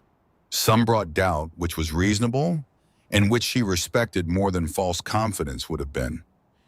Each person left with something not necessarily belief, but the specific gravity of genuine information, the kind that sits in the mind and continues to work after the conversation is over. She charged nothing. This was not an economic decision. It was a conclusion about the nature of what she was distributing. The knowledge had come to her through her father's practice in a Minnesota farmhouse, had been developed and corrected by Edmund Voss's 22 years in a boiler house, and had been tested by a January night that had settled the question of its validity beyond what argument could touch. The knowledge was not hers to sell. It belonged to the people who needed it, and the people who needed it were the people who would die without it, and those people frequently had as little money as she did. Ruth came in early February and sat at the table that had been wedged back into its corner now that the Caldwell family had returned to their rebuilt cabin. She said the whole district was talking about the L claim, that people referred to Clara now with the particular phrasing that attached to someone who has become a reference point, the barrel woman, the one who knows how to hold a room through the night. "You've started something larger than you intended," Ruth said. "I intended to keep my children warm. And now you're keeping the district warm, maybe more than the district." Ruth looked at the barrels with the understanding that the storm night had permanently revised in her. "Do you think about what happens to this knowledge you're at?" Claire had been thinking about it more since Voss's visits had become less frequent, since she had begun to notice the changes in him that he had named openly when she pressed him. The lungs, the heart, the particular arithmetic of a body that has been worked past the point of full recovery. The knowledge lived in her notebooks and in his, but more importantly, it lived in the increasing number of people who had received it from her directly and would pass it to their children and their neighbors in the organic way that useful knowledge moved through communities when it was not behind a price that excluded the people who needed it most. "It's in too many heads now to disappear," she told Ruth. "Even if every piece of paper burned, someone would remember. Someone would teach it forward. That's how knowledge survives, not in documents, but in the people who care enough to pass it on." Voss came in late February to help her repair a stave that had cracked in a particularly deep cold snap, and she saw immediately that something had changed in the interval since his last visit. The limp had worsened in his character, not just the mechanical limitation of the damaged leg, but something involving the whole body's willingness to carry itself. The color of his face had moved further toward the gray that illness imposed on the skin underneath its ordinary weathering. She waited until the repair work was completed before naming what she was seeing, and she named it directly because she had learned from him that directness was the form of respect that mattered most to people who had stopped having patience for protective vagueness. "You're sick." "I'm old." He did not look up from his tools. "There's a meaningful difference. And there isn't at a certain point. They become the same problem." He put down the stave mallet and looked at her for the first time since she had raised it. "The lungs have been going for a couple of years. The heart has been noting the situation with interest. I have some time left. How much depends on variables I'm not in a position to control." A pause. "I knew this when I came to help you. I came anyway because I wanted to see what you were building and because I had things to give away that were going to waste in me." "Teach me more," she said. "Whatever you know that I don't yet know." Before she stopped, the sound he produced was brief and genuinely amused. "Before I die, yes, that's the plan. I have notebooks full of things I learned in 22 years of boiler work. Calculations, principles, observations about how different materials behave under thermal stress. Most of it is useless to most people." He looked at her with the direct clarity that had characterized everything he had ever said to her. "You might actually be able to use it." The notebooks were unlike anything she had expected. She had anticipated the organized records of a methodical man, clearly structured and readily navigable. What Voss produced was something denser and more personal than the accumulated working record of a mind that had spent decades in active dialogue with the physical behavior of heat, written in a cramped hand that reflected the conditions of its composition. Often in poor light, often during brief pauses in physical work, frequently amended by later observations written in the margins in a slightly different ink. The diagrams were rough and functional, drawn to convey a relationship between elements, rather than to achieve any visual standard. The calculations were embedded in prose rather than displayed formally, requiring her to identify and extract them from the surrounding context. She spent evenings copying the sections most directly applicable to her situation: the heat loss calculations for different wall materials and thicknesses, the fuel consumption tables at various external temperatures, the notes on reflector geometry and flue design. When she could not follow something, she asked. When she thought he was wrong about something, she said so. And they argued about it with the focused attention of two people who both understood that the question was not abstract. "You're stubborn," he told her one evening, not without appreciation. "You're working from data that's 15 years old. I'm working from what I observed this winter. The two things don't always match. Then let's figure out why they don't match instead of deciding in advance which one is right." This was how the evenings went through February and into March, the specific productivity of two minds with different knowledge bases working on the same problem, each one finding things in the other's approach that their own approach had missed. Voss's 22 years gave her access to principles she could not have derived from observation alone.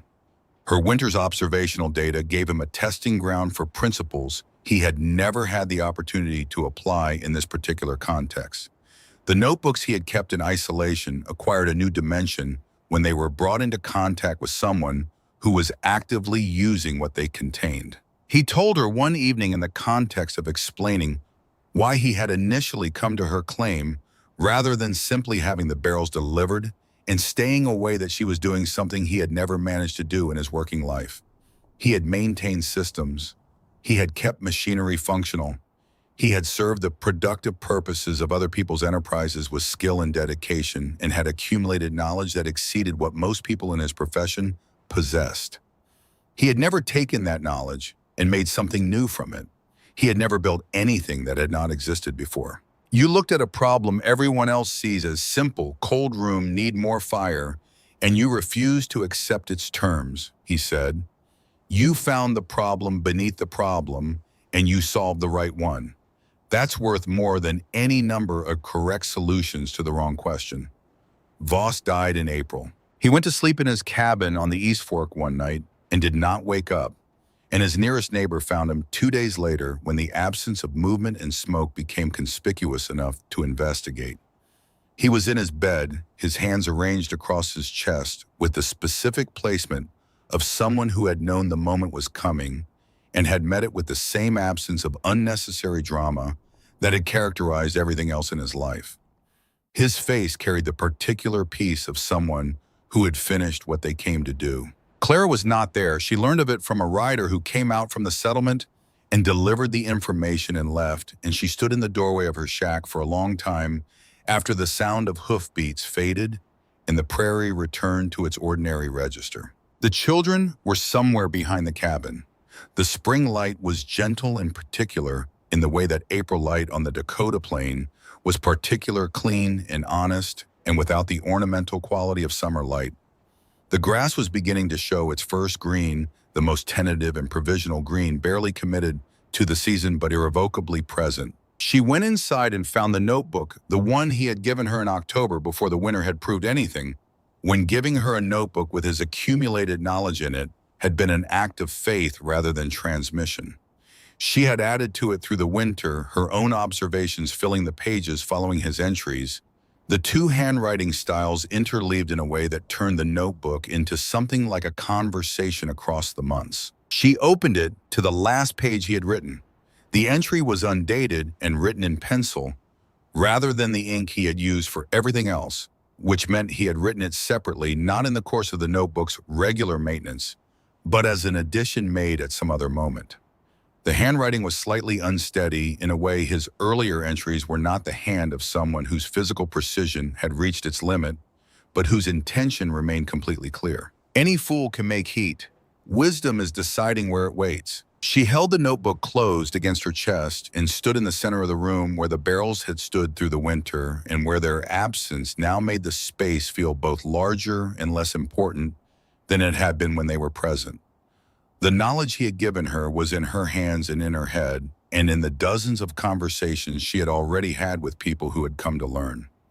It was in the most literal sense no longer at risk of dying with him. She sat down at the table and wept. Not the controlled, silent grief she had practiced since the accident that took Anders, but the actual thing, the kind that did not manage itself or consider its audience, that arrived from somewhere below deliberate feeling and had to run its course before it was finished. He had come to her with a ruined leg and a dying body and 22 years of knowledge he had never had a proper occasion to use, and he had given all of it to someone he had never met until he showed up at her door with 7 donated barrels and a willingness to work at the pace that remained available to him. He had not done it for payment or recognition or any practical return. He had done it because he wanted to see what she was building, and because knowledge unused was knowledge that would die with its holder, and he had decided that this was an unacceptable outcome for what he knew. She owed him the continuation of everything he had started. She owed him the second notebook, which was hers, and the third one that would follow, and the conversations that would continue generating information beyond what either of them could have produced alone. That was the payment he had named, and she intended to make it. The territorial inspection arrived in early June, 6 weeks after Voss was buried. She faced it alone now, without the counsel of anyone who understood what she had built from the inside.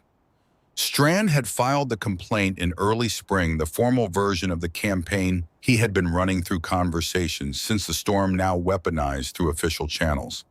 The language of the document referred to sanitary conditions, to the risk of moisture accumulation in living spaces, to the potential for pathogen breeding in stagnant water storage. The words were carefully chosen to invoke genuine health concerns that existed separately from the specific practice being targeted. 2 men from the territorial office arrived with the document in the professional manner of people who intended to do a thorough job. Clara admitted them without objection. They examined the barrel positions, empty now, staves dry, no evidence of mold or mineral accumulation from the interior water. They tested the floor bracing, solid, correctly engineered, showing no sign of the structural stress that improper installation would have produced over the course of a full winter under load. They checked the ceiling and walls for mold, nothing. The ventilation adequate, every specific concern named in Strand's complaint was addressed by what the shack actually contained, which was a well-maintained residence with an unconventional but structurally sound modification to its interior. The senior inspector's voice, when he addressed Strand at the conclusion of the examination, had the particular flatness of someone who does not enjoy having been sent on a demonstrably unnecessary errand. We find no evidence of unsanitary conditions. The dwelling is properly maintained and appropriately ventilated. The water storage method as implemented here presents no health risk identifiable by our inspection. He gathered his papers with the efficiency of a man closing a file. If you have additional concerns you wish to document formally, you may submit another complaint to the office. I would, however, suggest that future submissions include some evidential basis for the concerns named. They left. Strand remained in the yard with the expression of a man whose next move had not yet presented itself. Clara stood at the door and let the silence extend until he had to fill it or leave. "This isn't finished," he said. The certainty in his voice was thinner than it had been in August, the tone of a man maintaining a position he has begun to doubt. "Yes, it is." She stepped forward, not aggressively, but with the self-possessed calm of someone who has stopped being afraid of what he represents. "You've tried mockery. You tried an economic trap. Now you've tried the bureaucratic mechanism, and it found the same thing the other approaches found, that there's nothing here to destroy, because what I built was built correctly." She looked at him with the directness she had learned partly from Voss and partly from the experience of surviving a winter that had killed people who were better resourced than she was. "I'm not your enemy, Mr. Strand. I am simply a woman who refused to let her children die because you wanted her desperate enough to sign a paper that would eventually give you her land. The refusing turned out to be possible. That's the whole story." He said nothing. He climbed into his wagon and released the brake and drove back toward the settlement, And this time when he left, he did not look back either. But the quality of his not looking back contained something other than contempt. The summer brought a different kind of change, one she had not anticipated. Victor Strand appeared at her claim on a morning in late July alone and on foot, which was itself unusual enough to bring her to the door before he reached it. He was not carrying papers. He was not accompanied by anyone official or unofficial. He was carrying his hat in his hands, which told her more than anything else about the nature of the visit before a word was spoken. He stood in the yard and went through the difficulty of beginning 3 times, stopping each time before the request was complete. She waited. She did not help him find the words because the finding was part of what the moment required of him. My grandchildren are visiting next month. The back room of my house where they sleep when they come, it doesn't hold temperature. I've had the stove looked at. I've patched the walls. I've tried. He turned the hat brim through his fingers. I don't know how to fix it. And the next pause was the longest. I'm asking for your advice on how to make the room warmer, on how to do what you do. She looked at this man who had stood on a public street and predicted her death loudly enough for an audience, who had constructed a predatory credit instrument designed to extract her land, who had sent officials to her door hoping to find grounds to suppress what she was teaching. She looked at the genuine humiliation in his posture, not performed, not calculated, but actual, the humiliation of a man who had built his sense of himself on being the one who knew what others did not, and who was now standing outside the door of someone he had tried to destroy and asking her to teach him. Come inside, she said. I'll draw you a diagram. She taught him completely and without abridgment the same principles, the same measurements, the same explanation of thermal mass and radiant heat and the management of fuel through a long night that she had given to every family who had come to learn. She did not soften the information or withhold the details that would make the difference between a system that worked and one that failed. His grandchildren had done nothing to her, and they deserved to sleep warm regardless of who their grandfather had tried to be. He took notes in a small leather book with the handwriting of a man unaccustomed to recording information he had not generated himself. He asked questions that were grudging at first and became less grudging as the lesson proceeded and the information proved itself coherent and useful. When it was over, he stood at the door and the hat was in his hands again. I was wrong about you, he said, each word placed with the deliberateness of someone spending something they had a limited supply of. About the barrels, about what you were doing and why. He stopped. I was wrong. You were, she agreed, and why did you help me after everything Because your grandchildren are not responsible for your decisions. She looked at him with the directness that had become her natural mode of address for things that mattered. And because the knowledge I have is not a possession I can withhold from people who need it without corrupting the reason I built it in the first place, it belongs to whoever can use it, even you. He nodded once, a single sharp movement, the closest he could come to acknowledging that he had received something he did not deserve, and walked away. He never offered a public correction of his earlier characterizations. He never named to anyone in the settlement what had passed between them in her shack that morning. But he ceased entirely and permanently to work against her. And in the years that followed, when new settlers came to the district asking about winter preparation, Strand would sometimes direct them to the Eld claim in the same tone he used for practical recommendations on feed and lumber, not with warmth, but with the flat authority of someone describing a resource that had been tested and found reliable. Thomas Akers arrived in the spring of 1889 to repair barrel hoops. He came with a canvas bag of tools and the recommendation of 3 different people in the district who had found that his cooper's knowledge and his willingness to work at reasonable rates made him the most useful person within a reasonable distance for anything involving wood and metal joinery. He was 41 years old, his face carrying the particular weathering of sustained outdoor work. His hands, the hands of a craftsman, steady, precise, scarred in the small ways that accumulated from years of metal edges and sharp tools used in close proximity to skin. He looked at the barrel arrangement with the assessing eye of someone who understood systems from a different angle than Voss had approached them.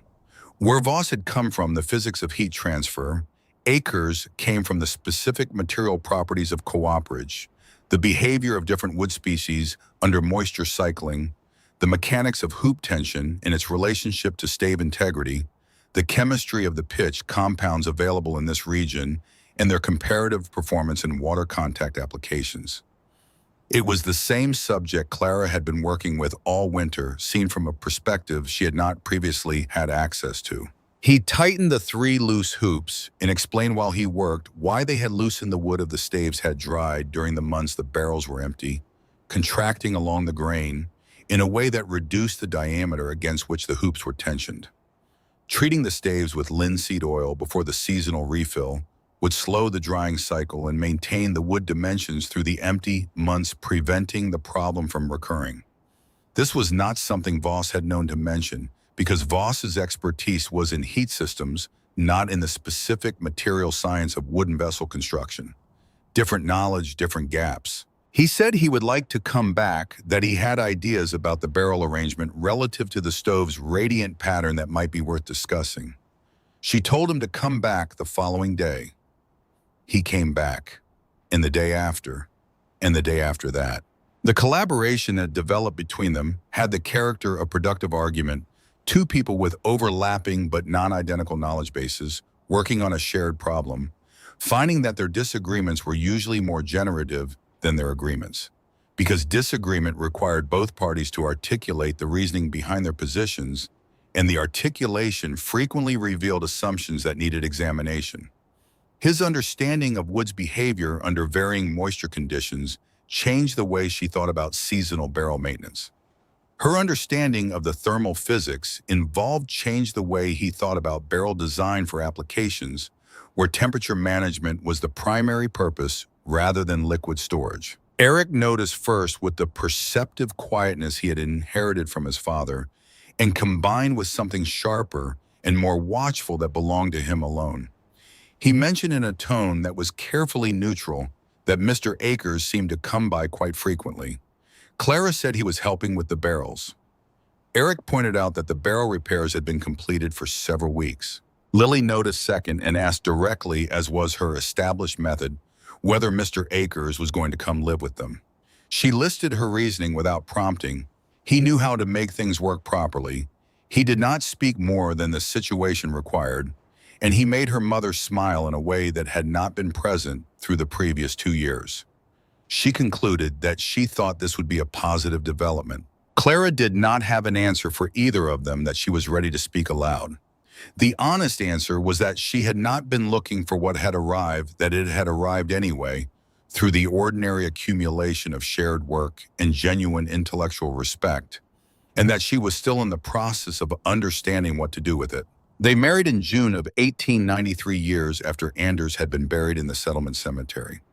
The ceremony was small, the minister from the settlement, a gathering of neighbors that fit in the yard, the children standing as witnesses, with the particular solemnity of people who understand that they are present at something permanent. Thomas moved into the claim and began over the months that followed the work of turning a survival structure into something that might be called a home. A proper bedroom added to the east side of the building, with walls insulated to a standard. The original shack had never approached a workshop behind the main structure, where he could practice his trade furniture, built to fit the specific dimensions and habits of the family it would serve. The barrels he designed for thermal storage were better than anything she had used through the first winter. He applied the full depth of his cooper's knowledge to the specific requirements of the application tight-grained oak for the stave stock hoop tension, calibrated to account for seasonal wood movement, the linseed oil treatment integrated into the construction process rather than applied as a correction afterward.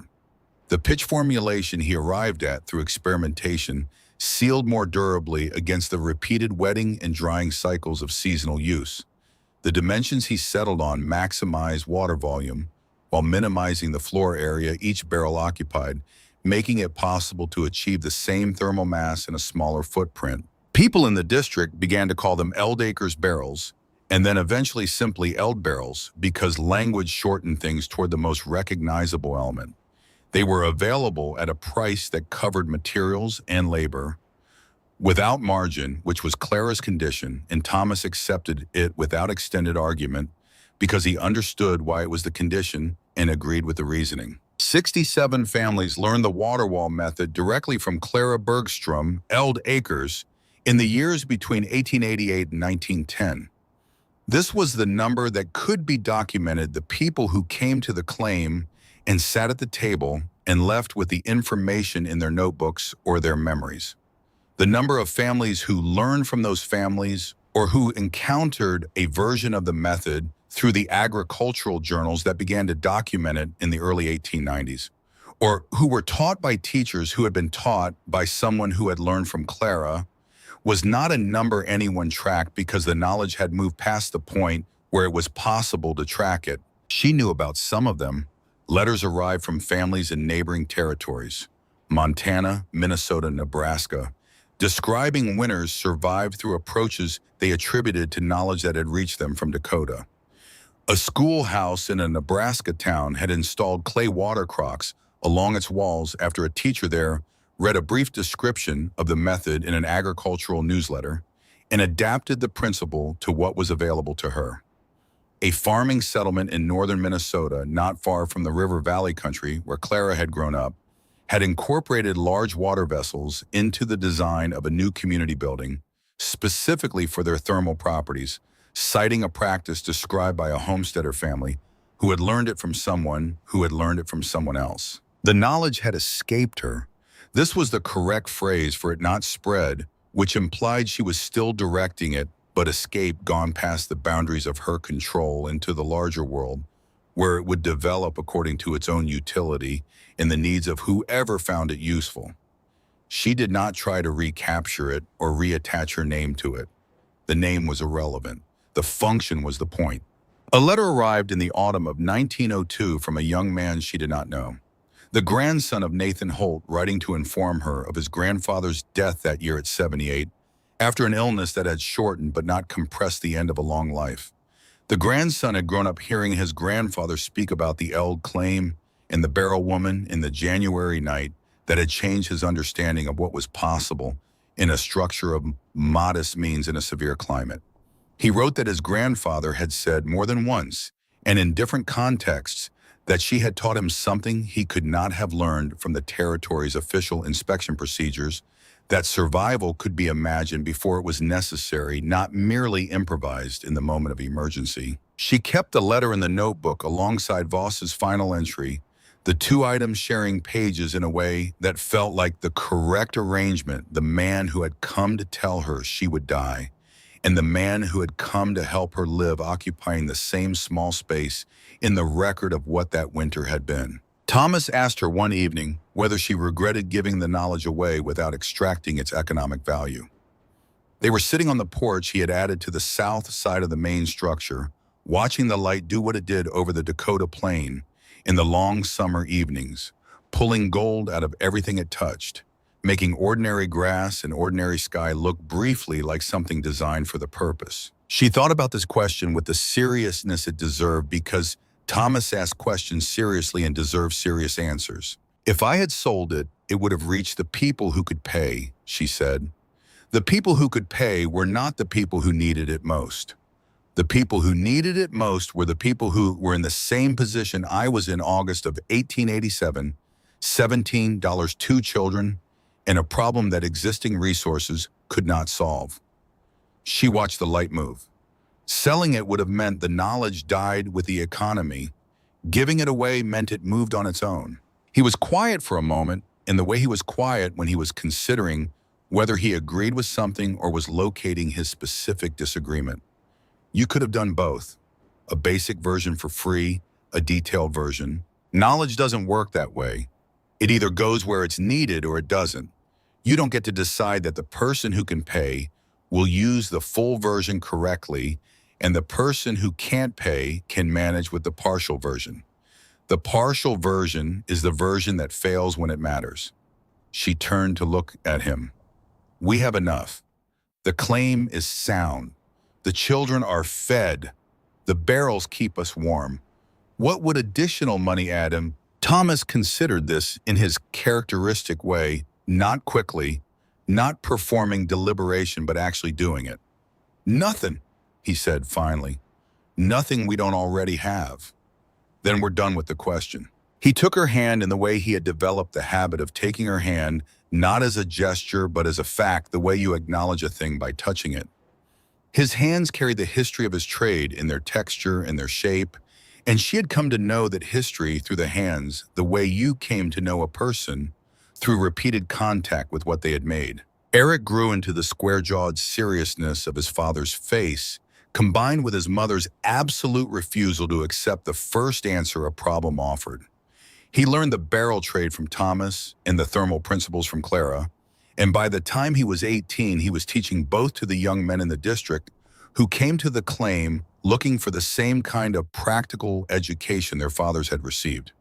He married the daughter of a school teacher from 30 miles east and built his own claim a day's ride away, close enough for the visits that family required, far enough for the independence that character required. Lily grew into something that had no established model in the district which suited her.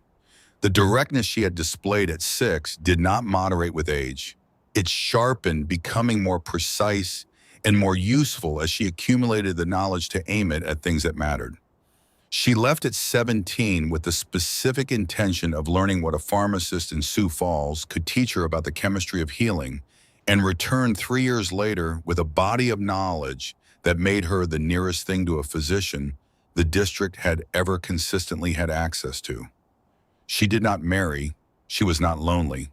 Her work was sufficient company, and company was not something she had ever required in the quantities that most people seemed to find necessary. Thomas died in the winter of 1915 in his sleep without apparent distress. He was 66, and the accumulated physical work of his life had asked more of his body than his body had ultimately been able to give. Clara sat with him through the last 2 days, when it was clear that the final direction had been established, and she held his hand when it was over in the way she had held it through the years of the marriage, as a fact, as an acknowledgement of what was there. She was 60 years old. She had 3 years left, though she did not know the number. The knowledge continued moving without her active direction. Agricultural extension services in 2 territories had incorporated versions of the thermal mass principle into their winter preparation guidance for isolated rural homesteads. A university in the eastern part of the state had sent a correspondent who spent a week at the claim in 1908 documenting the system and its development for a publication aimed at rural infrastructure designers. She had answered his questions thoroughly and without vanity, and had given him copies of the relevant notebook sections, and had thought no more about it until copies of the publication arrived 2 years later, showing the principle described in formal language that she recognized as the same principle dressed in terminology she had not used. It did not matter. The principle was the principle. What it was called was irrelevant to what it did. Lily was with her at the end in the spring of 1918, in the room where the barrels had stood through 40 winters.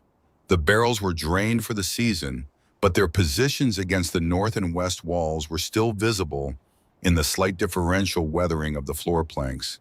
The places where the weight had rested through year after year had compressed the wood in a way that no amount of time without the weight could fully reverse. Clara Bergstrom Acres was 63 years old, and she had lived longer than the mathematics of her arrival in August 1887 had suggested she would.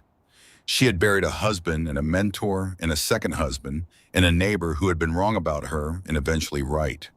She had taught more people than she could name, saved lives she would never know she had saved, and distributed knowledge that had moved past the ability of any individual to track or claim. She told Lily about the notebooks near the end, not because Lily didn't know about them, but because naming them in the final accounting felt like the correct form of the bequest. Lily said she knew. She said she would make sure. The notebooks did not burn.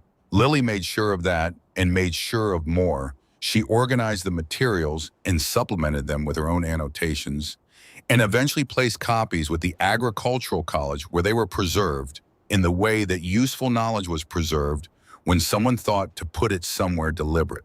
Clara was buried beside Thomas in the small cemetery outside the settlement, under a stone that named her and her dates and nothing more.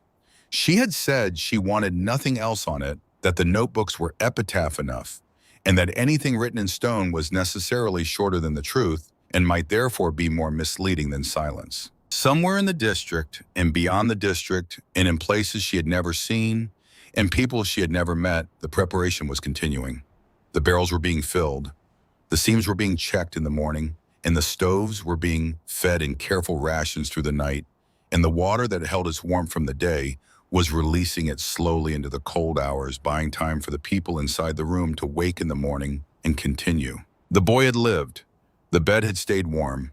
And when the gray dawn had come after the longest night of 1888, Clara Eld had pressed her hand against a barrel that was no longer hot, but still giving, still performing the slow, patient work of releasing what it had been trusted to hold, and had understood something she would spend the rest of her life teaching, that the right kind of preparation does not try to defeat the winter.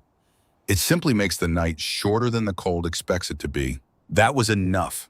That had always been enough.